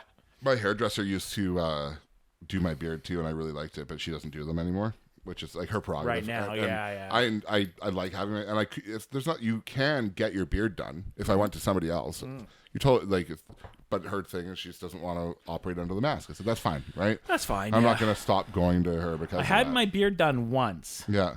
Just before COVID. Yeah. I loved it. It's great because I don't have any hair, right? Yeah. So I used to love going to the stylist and getting get it trimmed, and the shampoo and the scalp massage when they shampoo you and that whole experience. And I don't get that anymore. So I went and got my beard done. The guy, trimmed me up nice and did my thing and put some beard oil in and kind of rubbed it. I was like, fuck, this is $10. Yeah. I'm like, dude, this is great. I could do this every few weeks, right? Yeah. Well, every 6 weeks. Yeah. And COVID. Yeah. And COVID. COVID. Everything's fucking COVID. Oh, man. So you know what a lot of people don't know about you? What? They don't know how well trained you are on the cello. I don't know if I am anymore, to be honest. Well, Formerly, yeah. You kind of lose it a little. Yeah. Tell me what you did with cello. What did I do with cello? Well, I started playing I started on the strings when I was 5, switched to the cello at 6, was originally on the violin. And to be because my brother and my sister both played violin, so we had all the sizes in the house already. And then I decided to be a pain in my parents' ass and go for the cello instead. Played it until I went to UVic for it. I would call myself at my peak I was playing at a very high amateur level. I wouldn't say I was. You weren't professional level. No, and I doubt my former cello teacher or any of them will ever hear this, but it's looking back, I didn't work too hard at it. I had a lot of natural talent on it, which I rode for too long. Right. And then I kicked my back out when I was 18, 2 herniated discs. And How the fuck does an 18-year-old herniate discs? so It's interesting. Just from being overweight? So the weight factors into it hugely, Huge, right? obviously. Yeah. I threw my back out when I was 12 years old. Really? Once. Yeah, it was, or 10 years old. It was the snowstorm in 96. Yes. And I remember it. And I was shoveling driveways for cash. Like, it was going out of style. Yeah, big snow. And- Big snow. Yeah. For people that don't know, we got in about 3 days, we had about 4 feet. It was insane. It was for insane Victoria. for It was Victoria. like, what the hell is this? Yeah, no equipment. Yeah. And so I remember waking up one morning for school and I couldn't stand up straight. And my mom was like, what's wrong with you? Like, my back really hurts, right? And then it went away and kind of sorted itself out or whatever. And then the medical explanation for what happened with my 2 herniated discs was I took a master class with a very prominent Canadian cellist. And she told me to sit on the edge of my chair more and to move with the music more and to maybe even stick my legs out a little bit more while I was playing because I was a bit too stoic while I was playing and I wasn't feeling the music properly. And great advice. Nothing wrong with the advice. But the problem is what she didn't know is that I have extraordinarily tight hamstrings. So when you're playing the cello, you're on the edge of your seat, but you're always kind of, you're hinged at the hip. Right? So I'm leaning over my cello. I didn't have the best posture always, so sometimes I was slumped over my cello. Yeah. You know, the difference between now I know the difference, Yeah, right? yeah. But at 18, right? And I'm sticking my legs out. Well, I'm leaned over this way. My hamstrings are pulling my hips out the other way. And then I remember the day very clearly when it all went to shit. And I I picked up my cello. I took a step, and the cello case probably weighs about 30 pounds, right? And I took a step, and everything froze. Shooting pain down my leg, in my back. And so, hey, Matt, are you okay? And I was like, nope. Like, somebody grab my cello, please. So somebody took the cello out of my hand, and I had to, like, sit myself down so carefully.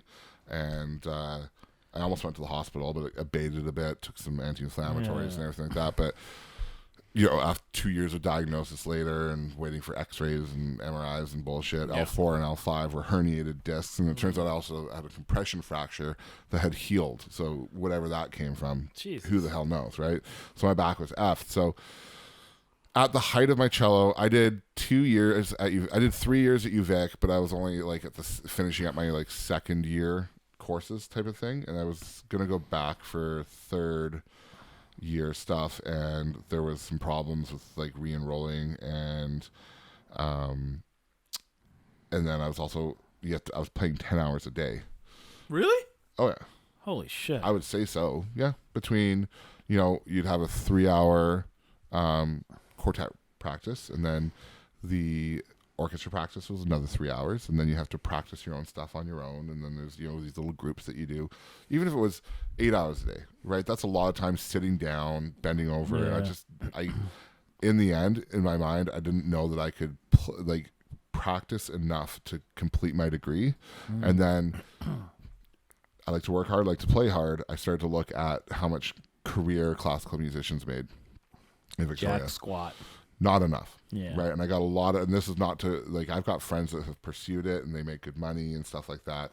But I would say they're probably the exception to the rule, right? A lot of the time you'll see your bank teller at, you know, Royal Bank will be a section player in the Victoria Symphony as well, right? You have to work a full-time job plus this other job. Right. Plus she's probably, you got to really love it. yeah, it's a calling, right? Yeah. It's a calling. And I didn't have it.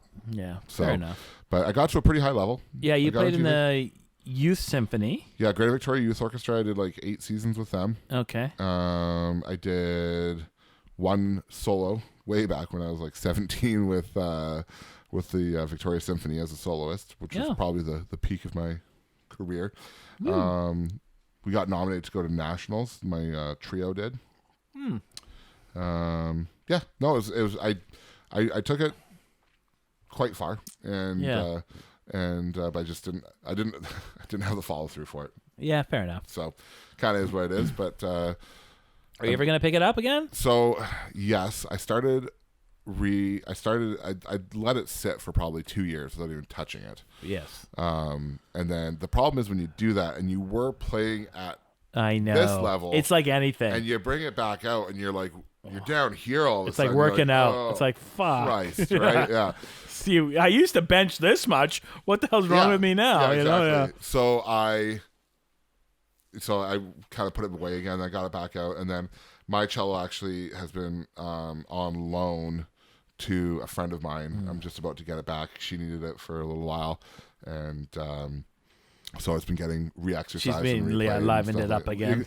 Well, instruments do fall asleep Yeah. when you let they become dormant. And I don't know what the science is behind it, but like they're not sitting getting played every day. The sound changes. So I was happy for her to take my cello and liven it back up again. Yeah. And I had her cello in return. It's really weird that instruments, like string instruments, fall asleep. Yeah. If you don't play them, Yeah. they lose their vibrance. Yeah, it's I don't know what the science is behind it, but is it a fact? I don't know. I don't know that it's a fact, but any string guy would tell you, right? Yeah. Like Ron would back me up on this Yeah. 1,000%, right? Yeah. If they sit, they go dormant. They have to be reopened back up, and maybe it's the vibration of the wood or whatever.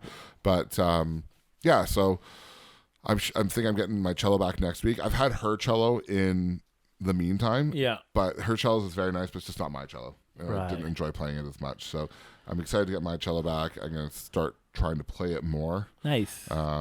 I would love to get back into like an amateur symphony scenario or something like that, but with my job, it's tough to commit to every Thursday Maybe at 7 p.m. a or quartet something. or something you can play on the weekend for a couple hours. Something like not serious or something. And I've got friends who've always been like, hey man, like if you want to do some duets or get into some quartet stuff, but the problem is they've kept their music, their skills up, and mine have slacked. So it'll take you 6 months to get at least to get back up to it. But I think I want to get back into it because I do really miss it when I listen to the level that I used to play at. I get very nostalgic. I'm like, but at the same time, it is what it is. I made my decisions and I sit with them. You make good decisions. I might, for the most part. well, well, a couple people might disagree with that. Were your parents, were they both musicians? My mom played piano. Okay. Like at a high level? Like high-ish, right? Yeah. And my dad was a very gifted accordion player. Really? Yeah, like that's such a thing. The big accordion, apparently, I don't know. The big accordion with the keyboard, the big oom-pa-pa thing. Yeah. The oom-pa-pa is the smaller one. Okay. He had he had the big one. The piano accordion, I think, is the technical term for it. It has a piano keyboard, 2 octaves on it, and then chord structures on the left hand side. Jesus. Yeah, he loved the accordion, and he had allegedly, I don't know how to prove or disprove this, a very enviable collection of polka records on vinyl. Very nice. We should spin a couple. Yeah, of I don't think so. I got a turntable over there. I bet you do. I sure do. It's right there. It's not my polka is not my my forte. So an enviable polka collection on vinyl. Shit. Yeah. Shit probably fetch some good money on eBay. Oh God. Probably not. Who's to say? I'm sure the right guy that would come along and be like, oh my God, you have the 1969 recording of. Well, Weird Al Yankovic's dad was a big polka guy, huge. Well, Weird Al's huge on the accordion. Yeah. He's really good. But his dad was like a virtuosic accordion player. Oh. Yeah. Hilarious. So most people don't realize how good a musician Weird Al really is. He's great. He's really good. Very gifted. I've heard musicians get mad at him. Yeah. For doing their style better than they do it. Yeah. Like when he did some Devo stuff. Oh yeah. He did it better than fucking Devo did. Jesus. I went and saw Weird Al last time he was here. Really? Yeah. Oh, that'd be a hilarious show. It was a great show. And I was really upset because he didn't do the one song that I wanted him to do. Which one? Yoda. yo Yoda. Yeah, that's Lola. Yeah, I know. But he did it for an encore, and I was loving my life. I was singing along to every word. I listened to a good amount of Weird Al back in the day. Yeah, I really enjoyed it. But yeah, gifted musician. You've made it as a musician when Weird Al does a parody of you. Yeah, exactly. Yeah, you made it. There's a couple of musicians that didn't like it, but Madonna hated it. Yeah. Which Madonna song do you do again? Like a Virgin. He did Like a Surgeon. Like a Surgeon. Yeah. Cutting for the very first time. And the video was hilarious too, because he's like digging into this body. There's shit and blood going everywhere. Amish Paradise. Instead of Gangster's Paradise. Man, I think we're going to party like it's 1899. Oh, man. Yeah, it's classic. Yeah, he was good. Yeah. Fuck. Yeah, if I could find some of his stuff on vinyl, I'd be down. That'd be awesome. My dad might have some Yankovic on album. I'm not kidding you. Listening to Weird Al on vinyl, that would be fucking awesome. Yeah, I should cruise through his collection. He might have some like, what was his dad's name? I don't know. I don't know. I didn't even know his dad was a musician. Yeah, I'm sure we could figure that out easy enough. Google machine. Yeah. I don't have a producer. Googling it up for me. Yeah, exactly. His name was. I mean, you get big enough with this podcast, maybe. How many followers you got going? Like, how many views you get on these things? Couple hundred. Yeah. Nice. Couple hundred. I think I've surpassed 200 on some of them. Nice. A lot of them are around 100. Some are 50. Yeah. But I don't. This is a very tricky thing. Yeah. I get shit on by everybody because they're too long. They're too long. Right. Like, fuck. I don't want to have a guy like you on for 10 minutes. What the hell? Yeah. So that's one thing I get. But I've just recently, I'm on Spotify. Oh. It's the Luigi Ess show. Okay. So Spotify, Apple Music. No way. Anchor, and wherever you download your podcast. Yeah. Like I'm on like 7 or 8 platforms now. Jeez. I know. Pretty cool. Yeah. And it's super sweet because you get analytics. Yeah. So I upload through Anchor. Anchor's owned by Spotify. Okay. So Spotify's trying to do like, they bought Joe Rogan. They didn't buy Joe Rogan, but they've signed an exclusive with Joe Rogan. So Spotify is turning into a podcast supplier. Okay. A place where podcasters like me can go to upload and can create. And now they have content too, right? Yeah. They're trying to own the podcast world. Yeah. So with Anchor, it's just an app, basically. I have it on my PC. I have it on my phone. And I upload to Anchor. Yeah. And then they distribute it for me. Huh. It's free. Doesn't cost me anything at my level, right? Yeah. So they distribute. So yeah, if you go to Spotify, I'm there. Apple Music or Apple Podcast. Right. I'm there, and a few other places too. So it's kind of cool. And I have almost no listeners there. Right. Almost none, right? And I haven't uploaded everything. I've only uploaded maybe 6 or 7 to there. I'll probably do a couple more this week, and I want to try and catch up. Right. So it goes to YouTube and everywhere else at the same time, more or less. But I started my YouTube channel a lot sooner. Yeah. So they're all up on YouTube. Everything I've done is on YouTube. Yeah. But I'm catching up with Spotify and everything else.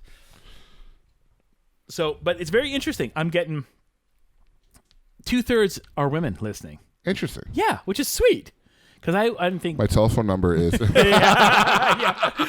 You can reach me at mattross.com. So I'm getting like 2/3 women and like mostly Canada. Yeah. But like Singapore and like India, because I had a girl from India here, and I guess some of her family listened to it. And so Philippines. Yeah. And it's kind of cool. That So like cool. people from all over the world are listening. Huh. Which I like that. It's kind of neat. So why'd you start the podcast? That's what I want to know. God, I don't know. I Just don't know 'cause? how I do anything. I don't know how I do anything. So the main reason I tell everyone that I started the podcast is to create and maintain a community around my cigar store. Right. So I hope that the podcast evolves into more than just that. Right. But so right now, all I'm doing is like discussions and interviews, if you will, with people like you. Yeah. But I need to do some product knowledge, cigar knowledge, pipe smoking, like that sort of stuff to complement the cigar store. And then if I had guests that were customers and employees on, and kind of create and maintain that community around the store, that's kind of the goal. Yeah. I guess the ultimate goal would be to make some cash from the podcast itself. Yeah.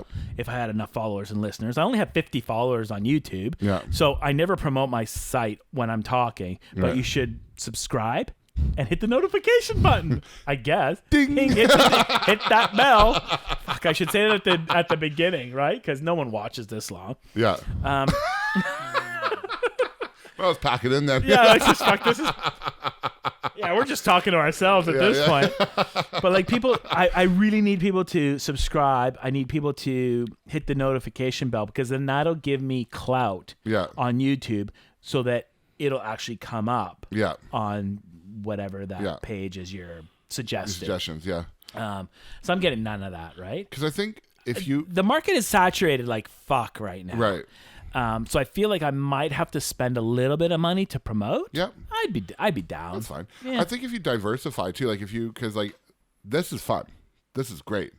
But if somebody goes to your page and sees like how to properly light a cigar because like to this day, people, so Matt, how do you light a cigar? How do you choose a cigar? How do you humidify a cigar? How do you cut a cigar? So if you get that stuff in there and then they see the 1.5 hour long podcast with the guy you've known for 15 years and well, this could be interesting. They're probably going to talk about all kinds of stuff, right? Yeah. Like that's the next step. So I actually just recently rented a boom mic somewhere here. Yep. So I got a boom mic, so I can sit on this table right here and start doing demos. Yeah. And that's the next thing I need to start working on. Yeah. And then those will be short. They'll be 5 minutes. Yeah. Right? Cutting a cigar is only a 5-minute video. Yeah. Got to do it quick, do it concise, edit it, chop out any dead air, and get that up. And I should try and get 50 of those done, and then I'll have a real channel. I think how to light a cigar. Right? Nobody knows how to light a fucking. Because there's a couple different ways too. Sure. Right. Yeah. Like, well, traditionally, you would take the match and you would light the cedar strip, blah, blah, blah, right? And then you toast the end of the cigar. Yeah. A lot of people versus the torch lighter on the golf course, right? Yeah. Keep sucking until it starts blowing flame, and you're good to go. Yeah, exactly. Right? You and your if you're lighting a cigar and it's windy out, just get that thing lit, right? But if you're inside a room like this, you can take the time and the I remember the pomp and circumstance. I remember Kurt showing me how. Yeah. Oh yeah. So this is the purest way. He went to the back and turned off the fan. Yes, and so we can create the aroma in the room, it goes, and then so we take a Dunhill lighter, right, or DuPont, available at Goodfellas, and they are, and clean fuel, and you light the cedar strip with that, and you smell the cedar strip, and then you take the cigar and you toast the end, and that cedar strip's done. Yeah. And you grab the next one, you light it, and then you rotate it. Yes. But the flame doesn't touch. Never touches the cigar. The flame should never. I'm always burying my cigar into the flame. The patience is gone after a while, but I mean, like that kind of thing's pretty cool. Yeah. So I'd like to do some demos like that and give people the knowledge, and then that gives people more reason to come back to the page. Yeah. I feel like at some point I'll split them off. I'll split my interviews off into its own and my knowledge on its own. But for now, it's under one page. And what I need is to create like a landing page on my website where you can see it, where you can go to YouTube, Spotify, Apple, blah, blah, blah, blah, blah, social media, Instagram, whatever, Facebook page for Goodfellas, all that. Like, so one page you land on and you see everything. I was like, what I need, I said to my daughter, what I need is like a link. I think it's called Linktree thing, right? You actually know more about this stuff than I do. Yeah. So, and my daughter's like, well, Dad, most of the people that use that only use it for their OnlyFans. I'm like, yeah, maybe I don't want. What's OnlyFans?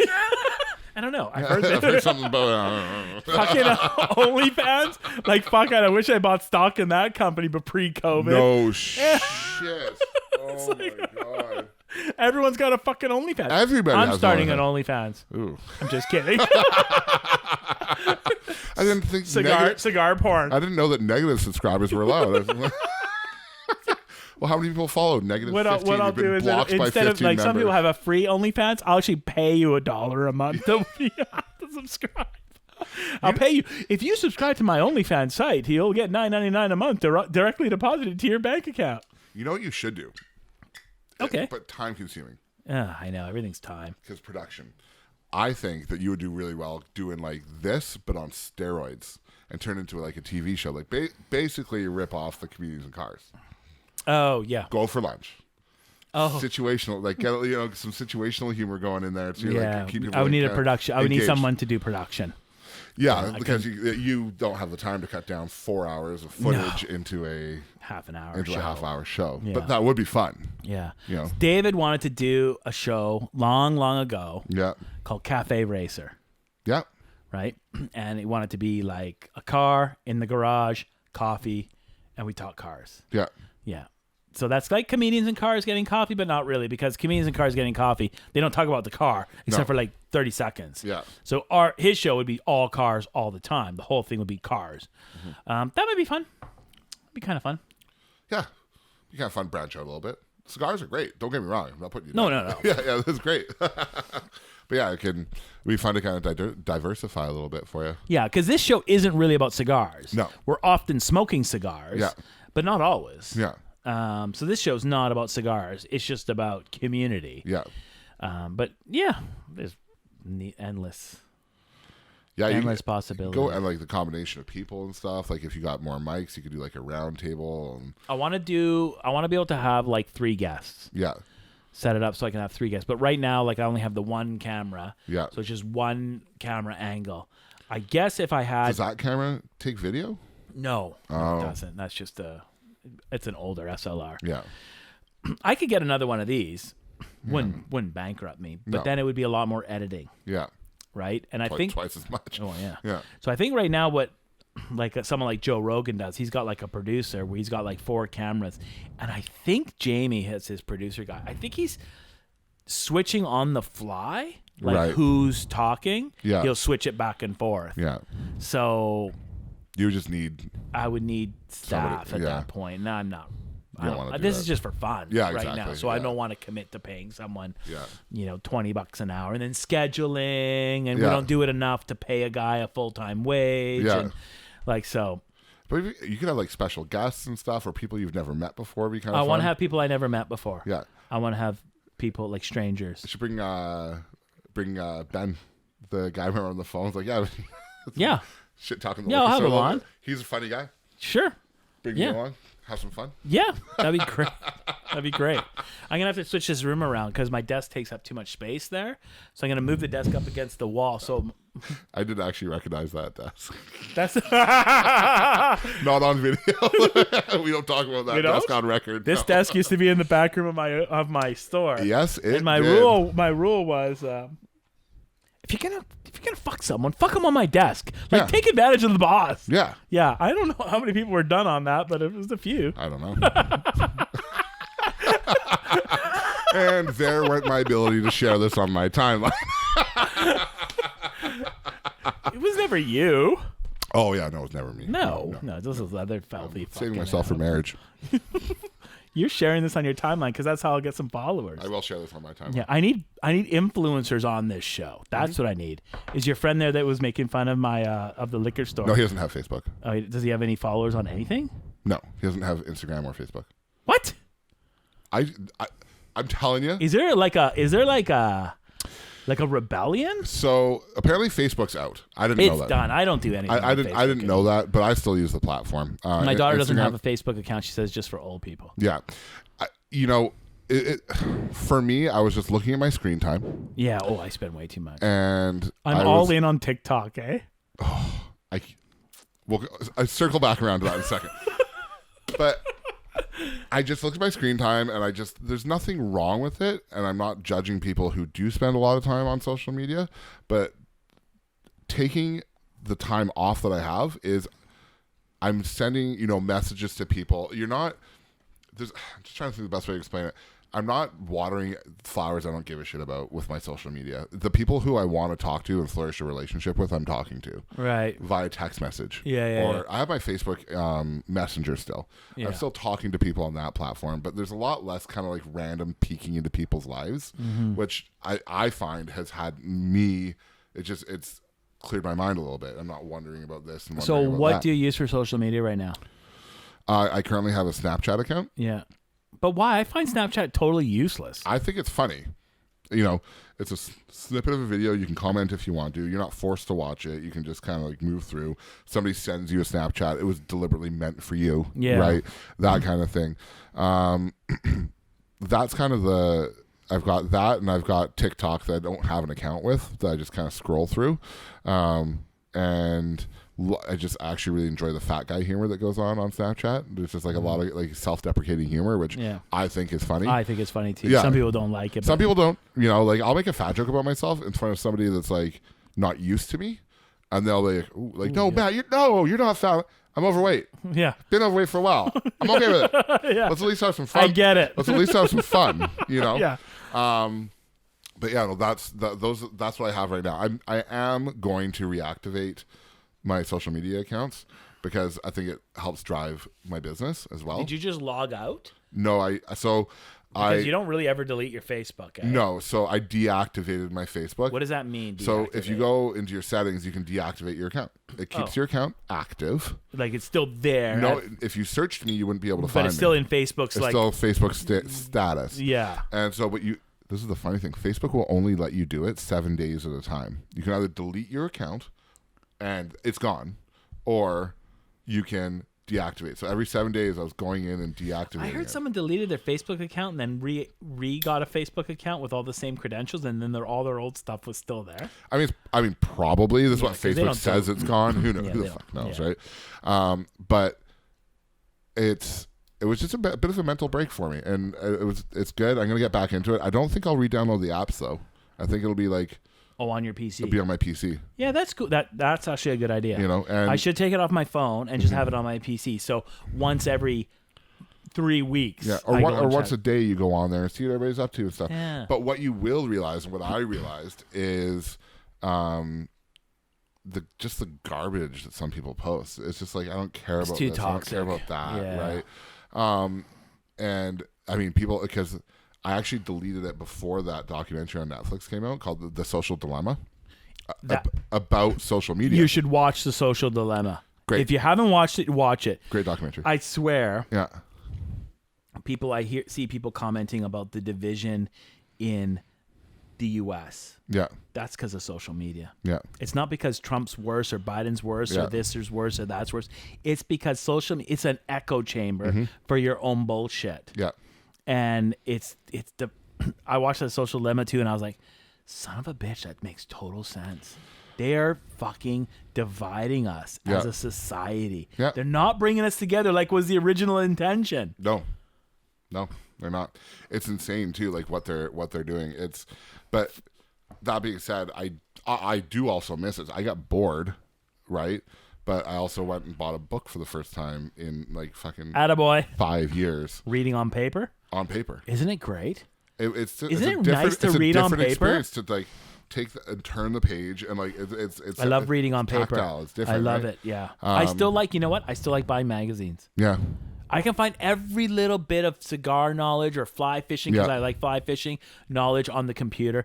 Faster, better, cheaper, easier. Yeah. But I like buying that fly fishing magazine and reading it. I read the ads. I read the copy. I just like it. I just like it.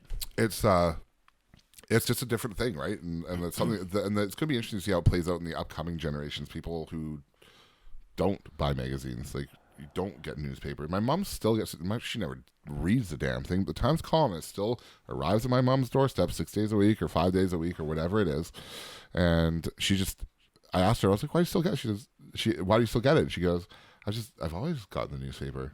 My dad was the only one that read it. She hasn't read a newspaper article in years, but she's like, I can't imagine not having the morning paper. Interesting. You know, but that kind of, there's your daughter's generation coming up. She'll never subscribe to a newspaper. My daughter's rebelling against social media. Really? Yeah.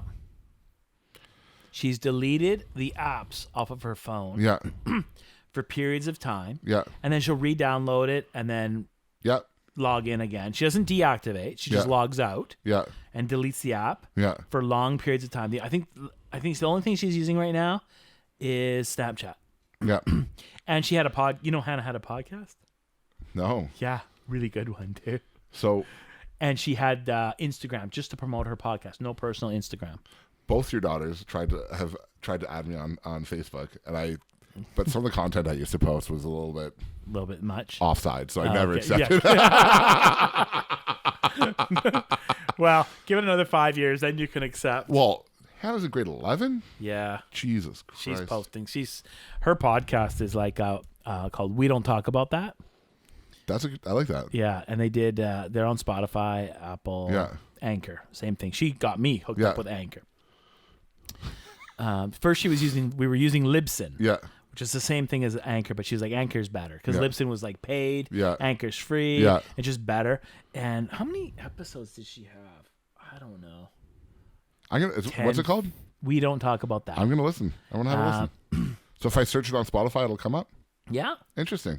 You'll see a picture of her and her friend Olivia. Okay. And you'll know it's Hannah because you know what she looks like. Yeah. And they did. I don't know how many episodes. Let's just say 15. Yeah. Jesus. I know. And they're getting followers from all over the world. Yeah. Listeners from New York and Europe. That's great. And then people from school were listening. She was getting listeners. Yeah. And she'd be sitting here and they'd do a long podcast. It'd be like 3 hours. Yeah. And then she'd edit it down, learning how to use Premiere Pro. Yeah. So it's like, that's good for the resume. Get some do it. Yeah. basic knowledge of Premiere and editing and cutting and splicing and transitions, and it's pretty good. That's something. Yeah. I'll have a listen. I'm curious. Yeah. So she deleted all her social media except for what she was using to promote the podcast. Yeah. Yeah. So her podcast is basically concluded now. Yeah. It's done. Yeah. For now. Yeah.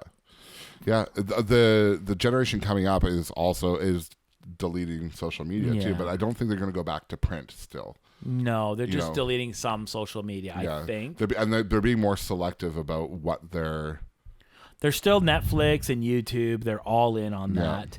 And like Reddit and stuff like that. But Reddit's becoming more and more like Facebook and stuff. It's crap. Everything's edited. Everything's edited and censored on Reddit now. Yeah, it used to be an unedited source for information. Yeah. But now it's like the moderators are in there and stuff. No, the moderators are in there fucking it all up. Still great for memes and shit, though. Yeah. That's funny. Yeah. Is 4chan better for memes? I haven't been on 4chan forever. 4chan was scary. I went on 4chan a couple times and decided I was going to stick with Reddit because Reddit basically, it would hit 4chan. And then, like 2 days later, it would hit goes to Reddit, and then a week after that would be on like Facebook or Imgur, or whatever the fuck you want to call it. Yeah, whatever. And so I don't know. I never got into 4chan. So what's up with TikTok? I don't watch the girl. I don't watch the girls dancing. I'm all about the political. Yeah. And there's a bunch of fly fishing and fly tying stuff there, and political stuff and car stuff. So that's kind of what I'm into. So I'm glad it's evolving from just kids dancing because that was weird. Yeah, I had an account with TikTok, and I clicked on one video, and I was like the algorithm just kicked in. Yeah. In overdrive, though, it was nothing but that one type of video. Oh, right. Girls dancing without a bra on. No, I don't get that anymore because I don't click on them anymore. I just scroll through them. No, because it's kind of fucking creepy, actually. It's creepy. It's bad. Yeah. It's bad. It's bad. They're minors. A lot, yeah. Very sexually explicit minors, and it's not cool. Yeah. So now I'm glad I get political, I get fishing, sports, memes. It's fun. Yeah. Right? It's fun for me now. Thank goodness the algorithm actually does work. Yeah.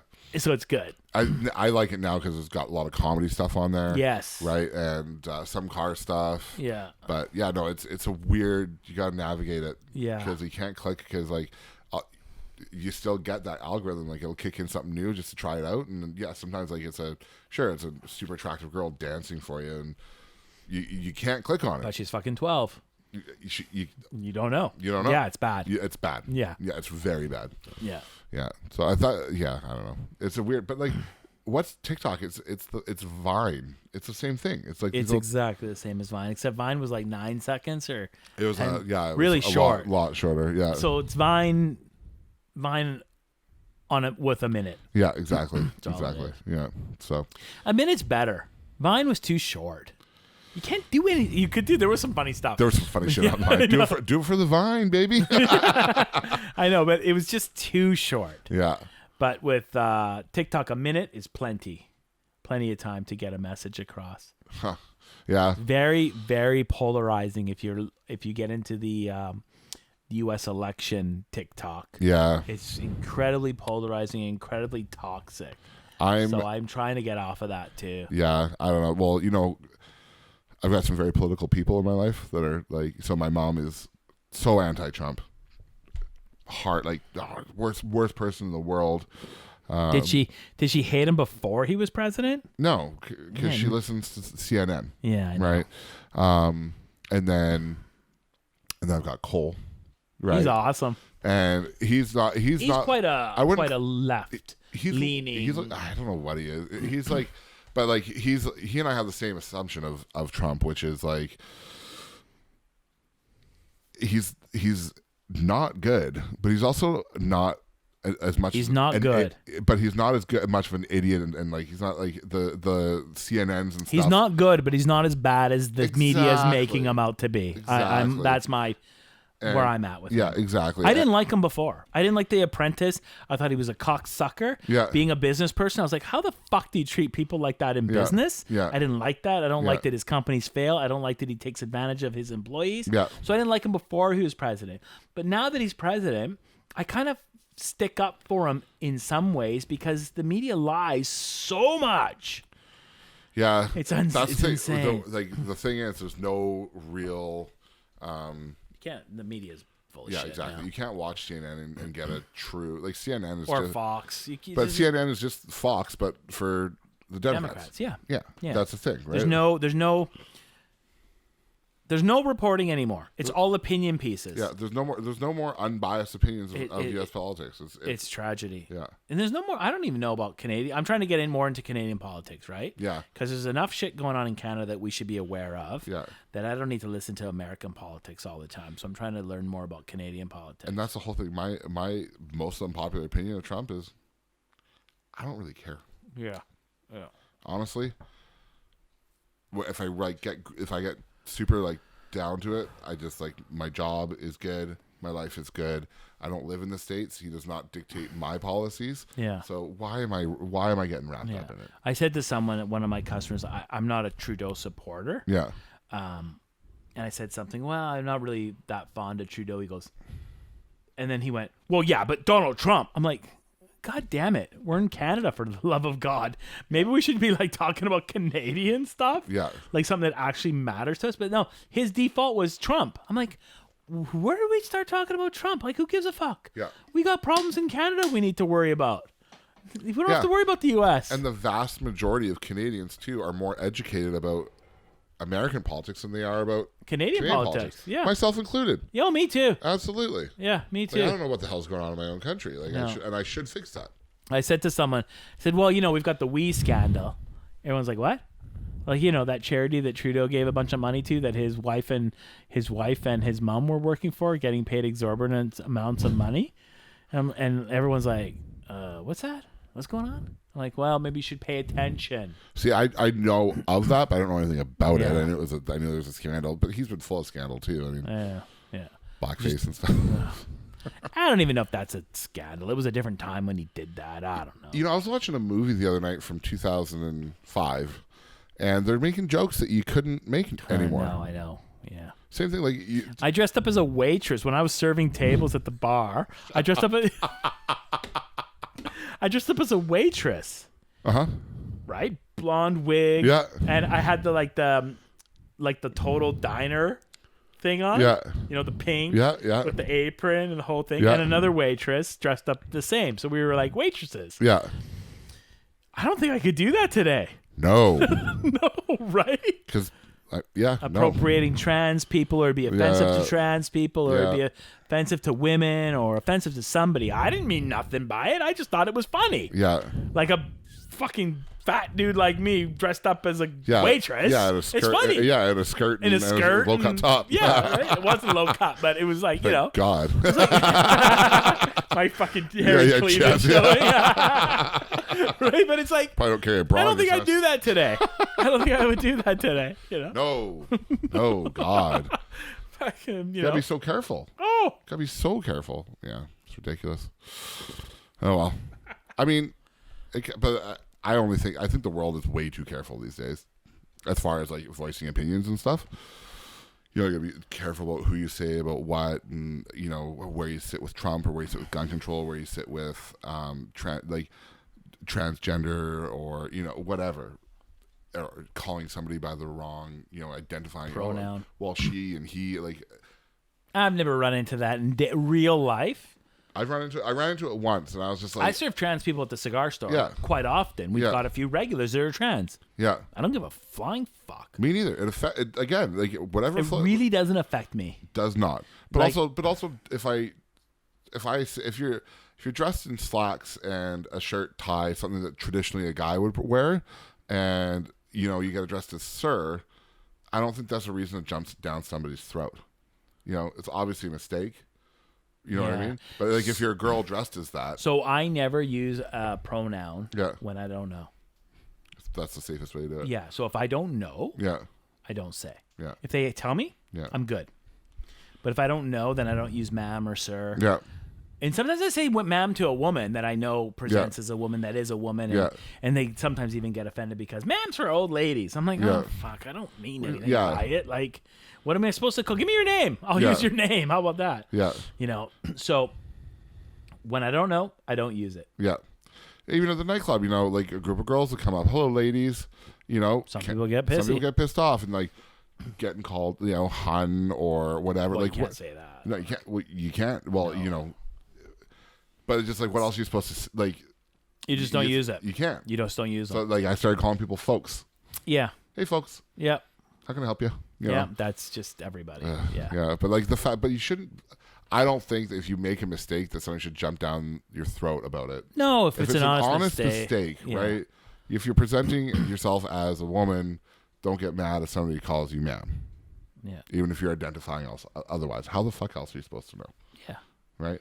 Yeah. And it's not if you like, say ma'am and you say whatever. Yeah. Zier. yeah, Fine. yeah, But don't get mad at me because I didn't know. yeah, Just tell me and I'm fine with it. yeah. I'll It's not I'll like call somebody, you whatever it's you not want. like somebody looks at you and goes, "Oh, this is obviously somebody who's identifying as a man, as a sir, so I'm going to call them ma'am just to piss them off." Yeah. Fuck. Right? I don't think that kind of people have that kind of forethought, especially with strangers. Yeah. Right? I think again, a lot of social media bullshit. Yeah. I think this is just becoming more than it really is. Yeah. Like I said, dealing with 100 people a day. Yeah. Typically, I see 100 people a day. Yeah, I've never had that problem. yeah, I've just never had a problem where I've misgendered somebody or whatever. Like I get people of color, yeah, Asian, South Asian, trans. The only color I see is green, baby. But really, like, it just doesn't, it's just not a factor. Yeah. It's not a factor. yeah, yeah. I don't know. I haven't encountered it in a long time, in a while, but just every once in a while, you just kind of gotta Be careful. pump the brakes. Yeah, but I'm also out more in in situations, meeting strangers differently at Yeah. parties and stuff. So, well, not so much with COVID. Yeah, right? Yeah, I've got trans customers. They're great. Just like anybody else. Yeah. Yeah, fuck. I don't know why it's such a big deal. No, Like, who it cares? shouldn't be such a It big shouldn't deal, be. but No. it is what it is. Yeah. We'll get there. We'll get there. We'll figure it out. Yeah. What do you got? What do you need? What do you need? I'm good. I'm good. You good? I'm good. All right. I gotta drive out of here. Yeah. No more whiskey. Too bad you live on the other side of hell. It's Thetis Lake. Oh, that's fucking so far away from here. Are you gonna move into the hood? No, The Gordon Hood? I can't afford it. You will. You'll Can't get afford there. it. Sure is nice here. It's okay. If you're into this, if you're into this type of place, If you're into living 10 minutes from the city and during rush hour. yeah. If you're into that kind of thing, Actually, I like. If you like walk into like grocery stores and coffee shops. actually like the location of my place Yeah, it's good. because It's close to a lot of shit. yeah, I'm not in downtown Langford, which I'm not a huge fan of. Are you in Langford? No, I'm in View. Oh, okay. Yeah, so I'm not in downtown Langford, and I. But you're close to the Colwood Strip. You've got I'm on everything the you need strip. there. I'm 7 minutes to Quality Foods, 5 minutes to Thrifties. Costco's got to be close by if you want. If I want it, yeah, Costco's right there. Yeah. There's a liquor store, a 6-minute walk from my Nice. place. So if you have a few pops, you can walk there. You can walk down to restock. You know they're not allowed to serve you, Matt. Fuck, I know if you've been drinking. That liquor store might be in a fair amount of trouble. I ran in there at I was having a little. Is it still good? I know the liquor store. I don't want to name them, but is it good? It's fine. It's It's a liquor store. Yeah. It's fine. Yeah. Pub sucks, but. It's always sucked. Well, it's just like they close at 8. And the food's expensive. What? It's closing at 8. I think they close at 8 right now. Oh, for crying out loud! They've never been open. Like even pre-COVID, they closed at 10. Really? Yeah.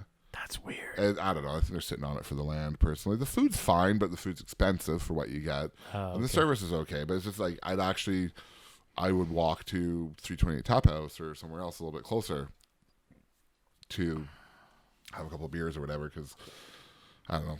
One of my friends really hates it there too. He just will not go. Oh, okay. Yeah. But no, I like that because I'm on my way up to Goldstream. If I want, like, I can hop on the Malahat. It's honestly about a 17-minute drive to work, so it's not bad. Oh, it's not bad. Yeah, especially with the new interchange and stuff.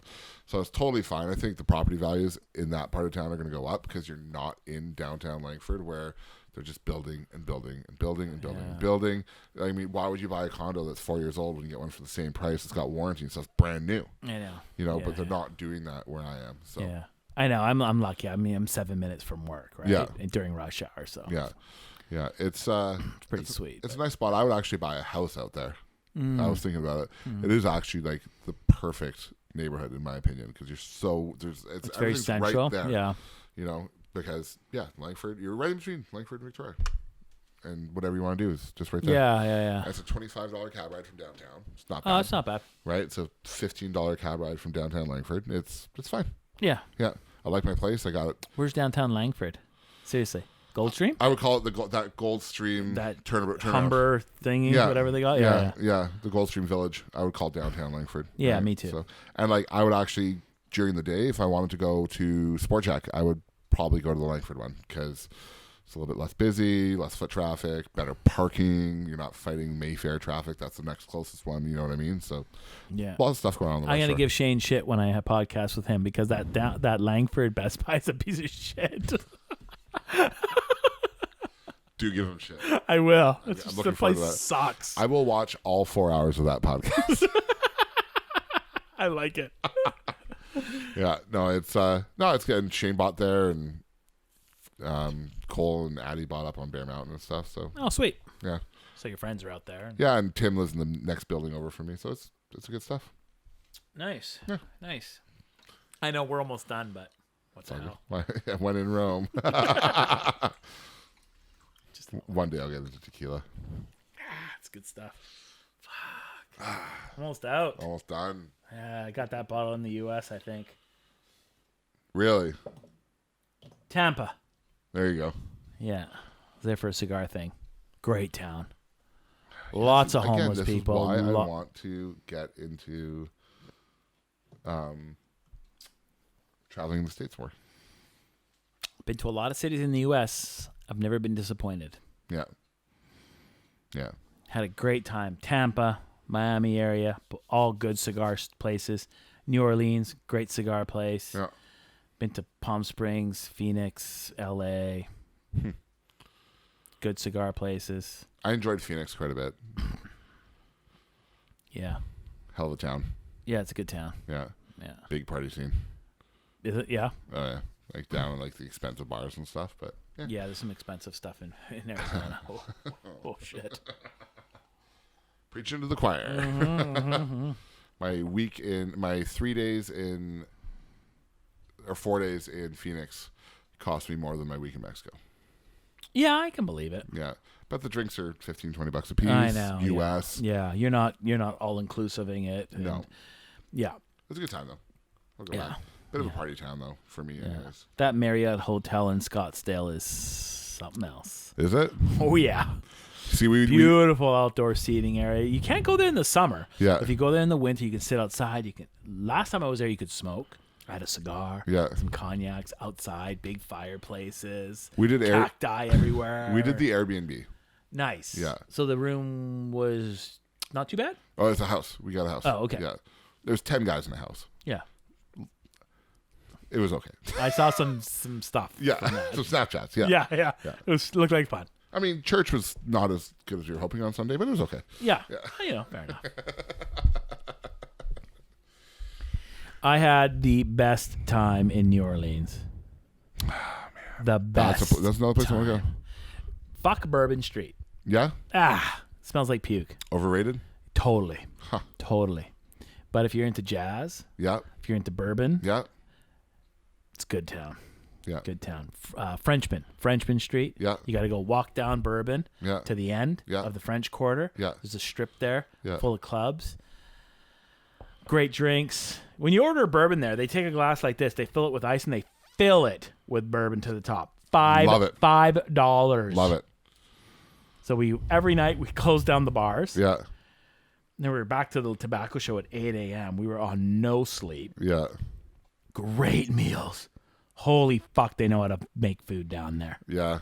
Barbecue, Creole, po' boys sandwiches, Creole. Loving it. Smoked. Everything's barbecued. I'll get down there one day. Oh, it's great. A lot of seafood though, which is my downfall. You don't have to. Yeah, but there's a lot of like non-seafood There's stuff. a lot of meat there too if you like meat. Mm-hmm. Nobody likes meat. Who likes a good steak, right? Yeah. Like nobody likes that. Where's the best steak place in town? Fuck, I don't know. I don't go out for steak in town. I can't afford that shit. I know, but like the Keg. No, Brasserie. Brasserie. Brasserie is the best steak in town. You know what? I had a great steak at Mr. Mike's not very long ago. Really? So I was telling my kids not long ago, I used to work at Mr. Mike's. Really? That was my first job. It was just over here, Shelburne and Mackenzie, before the new revamping of the Mr. Mike's. The Mr. Mike's back in those days used to have a salad bar. That was their big thing. I remember the one in Duncan had a salad bar. Yeah. And they used to make their hamburgers. It was a totally different deal back then. I was telling my kids, I was explaining to them, you used to pay at the till. Yeah. And then stand in line while they cook your food. Oh. It was like a half service thing. Yeah. Well, I can't remember if they used to pay at the till. I remember that. And then would they run your food to you? I can't remember. But then you'd have the salad bar. And they used to serve their hamburgers on loaves of French bread that they made into garlic toast. And that was your hamburger. It's like a goddamn heart attack on a plate. Jesus. Get a nice salad bar, potato salad, pasta salad, lots of dressing, and then a hamburger on garlic bread. Oof. Like, fuck, right? Tasty. That would be tasty. Nasty, but tasty. Making me hungry. The chicken, broccoli, and rice I'm going to have for dinner tonight is probably not going to be as good. But no. Yeah. I don't know. Yeah, it's 7 o'clock. I guess there'll be some dinner times happening soon. Hopefully the missus has made some food. Yeah, I'll be eating fucking grilled cheese sandwich for dinner. I got no missus. I had to cook chicken before I came here. Nice. You meal prepping? Lots, yeah. Nice. Yeah, chicken, rice, and veggies every day. Yeah, it's good. Yeah. It sucks. Yeah. But until I get to the result I want, might as well. Yeah. Keto? No. You're on rice. No keto. Yeah. Just counting your calories? Counting the calories and working out. That's it. That's all you need. Yeah. You could do keto, but you don't have to. I don't want to. It's because like you have to stay in ketosis, and it's just I can't do it. I don't have the. It's hard. If I want to step out, I'll step out, and then I just count the calories. I don't have to worry about getting back into the ketosis because I've had rice or whatever, right? Yeah. So, no, I'm just doing chicken, rice, and broccoli. But I'm gonna have to kick up my calorie intake because I'm lifting more. So it's hard. It's a fine balance. Like I could just cut, but I just like at the same time I also know I'm never going to be skinny. So now my whole thing is just to lose enough weight and then build a chest and shoulders that's big enough to offset that. And then I kind of want to be able to pull a bus. Full is bow. That weird? Full bow. Yeah. Yeah. I want to be able to like pull a bus. Yeah. What the like fuck? a DC Transit bus in neutral. Put a harness on me, and I want to be able to pull the thing. Is that weird? I want to go like full strongman, I think. Really? Kind of. Powerlifter, strongman, like deadlifting like 1,000 pounds? I kind of want to do that. Really? Kind of do. Huh. Those guys are fucking insane, dude. I know.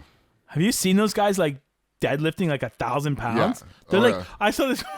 All those round stones they have to like... Oh, I know. Oh. Insane. I was watching this one documentary on these deadlifters. Yeah. And the guy's like deadlifting 1,000 pounds or something. He's breaking a world record. He's deadlifting. In the middle of his deadlift, his nose starts to bleed. Yeah, I've seen that one. And there's like fans on him because after they lift it, they're like fucking all fucked up and they're going to pass out and like they're bonking. And it's like, holy shit. Could that be good for you? Have you watched that Arnold Schwarzenegger documentary? I think maybe that's the one I'm talking about. So because he's not like a strong man. He's a bodybuilder. No, he never was. hilarious. Never was a But he's strongman. got that the pump. Have you heard him talk about the pump? No, I heard him talk about the stomach vacuum though. Oh, the pump. The stomach pump. vacuum's hilarious. The pump is that feeling you get when the blood rushes into it. You feel your your skin is going to tear. He goes, but for me, it's the same as coming with a woman.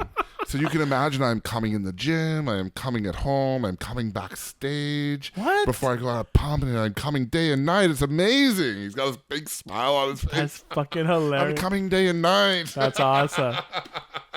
I was like when he was talking about the vacuums, because a lot of the bodybuilders now have big tummies. He's Yeah. like, you have to do the vacuums. You have to suck in the stomach and keep it slim. You want the slim stomach. You don't want the big stomach. You have to do the vacuums. I'm like, that's fucking awesome. Do the fucking vacuums, people. That's If you fucking don't know what a hilarious. vacuum is, fucking Google it. Look at the vacuum. Yeah, no, guys. Very important. It'll suck that vacuum. core in, keep it tight. Oh, he's hilarious when he Yeah. talks about the I like vacuum. Arnold Schwarzenegger. I think he's hilarious. He's a nut. Yeah. Fucked his maid. That yuck. What the fuck? Had a you're kid. Like, you're like the richest, most powerful man in like California at the time, dude. I mean- choose your fucking you choose Yeah. your women better. Choose your battles too. Yeah, I mean, like, what are you doing? But, Got a beautiful wife and you're banging the maid or yeah. nanny or whatever. I think I don't know. That's fucked. But again, you're Arnold. You're Arnie. You're fucking Arnie. You think you can get away with whatever? Yeah, That's probably what it comes down to. yeah. So I don't know. He's on TikTok. Yeah. I'm smoking. I can smoke in the house because my wife's father got me into cigars, and I'm a man. I'm not the pussy. I can smoke in the house, and my wife lets me, and and then everyone's like, "Your wife lets you, but you're a fucking man." Yeah. It's like you have to ask permission. Yeah. Which one is it, pal? Yeah, exactly. Are you the fucking man, or does your wife let you? Yeah. Yeah. No, that's it. That's my goal. I think I want to try and pull a bus. Okay, I'm in. I'll be there, filming it. We'll put it on the podcast. Yeah, exactly. Matt Ross pulls a Nose fucking bus. bleeds. Knee braces, belt. Oh, you'd have right. to. You'll have to have everything. You'd have to. I don't know, but that's probably at least. And a then couple you gotta years have away. like you gotta have like some like 2x4s like Yeah. bolted to the concrete so you can like get it going. Yeah, some traction. Who knows? Because you'll never get traction otherwise. How do you? It'd be fun to be that big though. Just Is it fucking- physically possible to pull a bus on flat if you don't have like something that you can push against? I have no idea. I don't think the physics of it would allow that to happen. How are you gonna pull a bus? How's it gonna get started? Yeah. Yeah, how are you gonna move that amount of mass if you only weigh like say 200 or 300 pounds? Yeah. And you got a 4-ton bus that you got to try Yeah. and pull. How do you get that going? I don't know. I don't know how that works. It's interesting. I thought this whole podcast, I thought it was rating like cats and dogs outside, but I think it's your fan. It probably is. Could be. It could be raining. Literally just. But I got the little fan set up over there. I got the overhead fan, Yeah. but it's picking it up. The mic's picking it up, so I have to build like Oh. something around it, Yeah. or I want to get that switch so it's in the ceiling or outside, so we don't hear the Yeah. fan. Yeah. It works great, but it picks it up. Yeah. Like, yeah, it's annoying. This has been fun. Yeah, it's been good. Yeah. All right, we're done, buddy. It's been a good time. Yeah, it's awesome. How long are you go for? All right. Holy shit. 3 hours.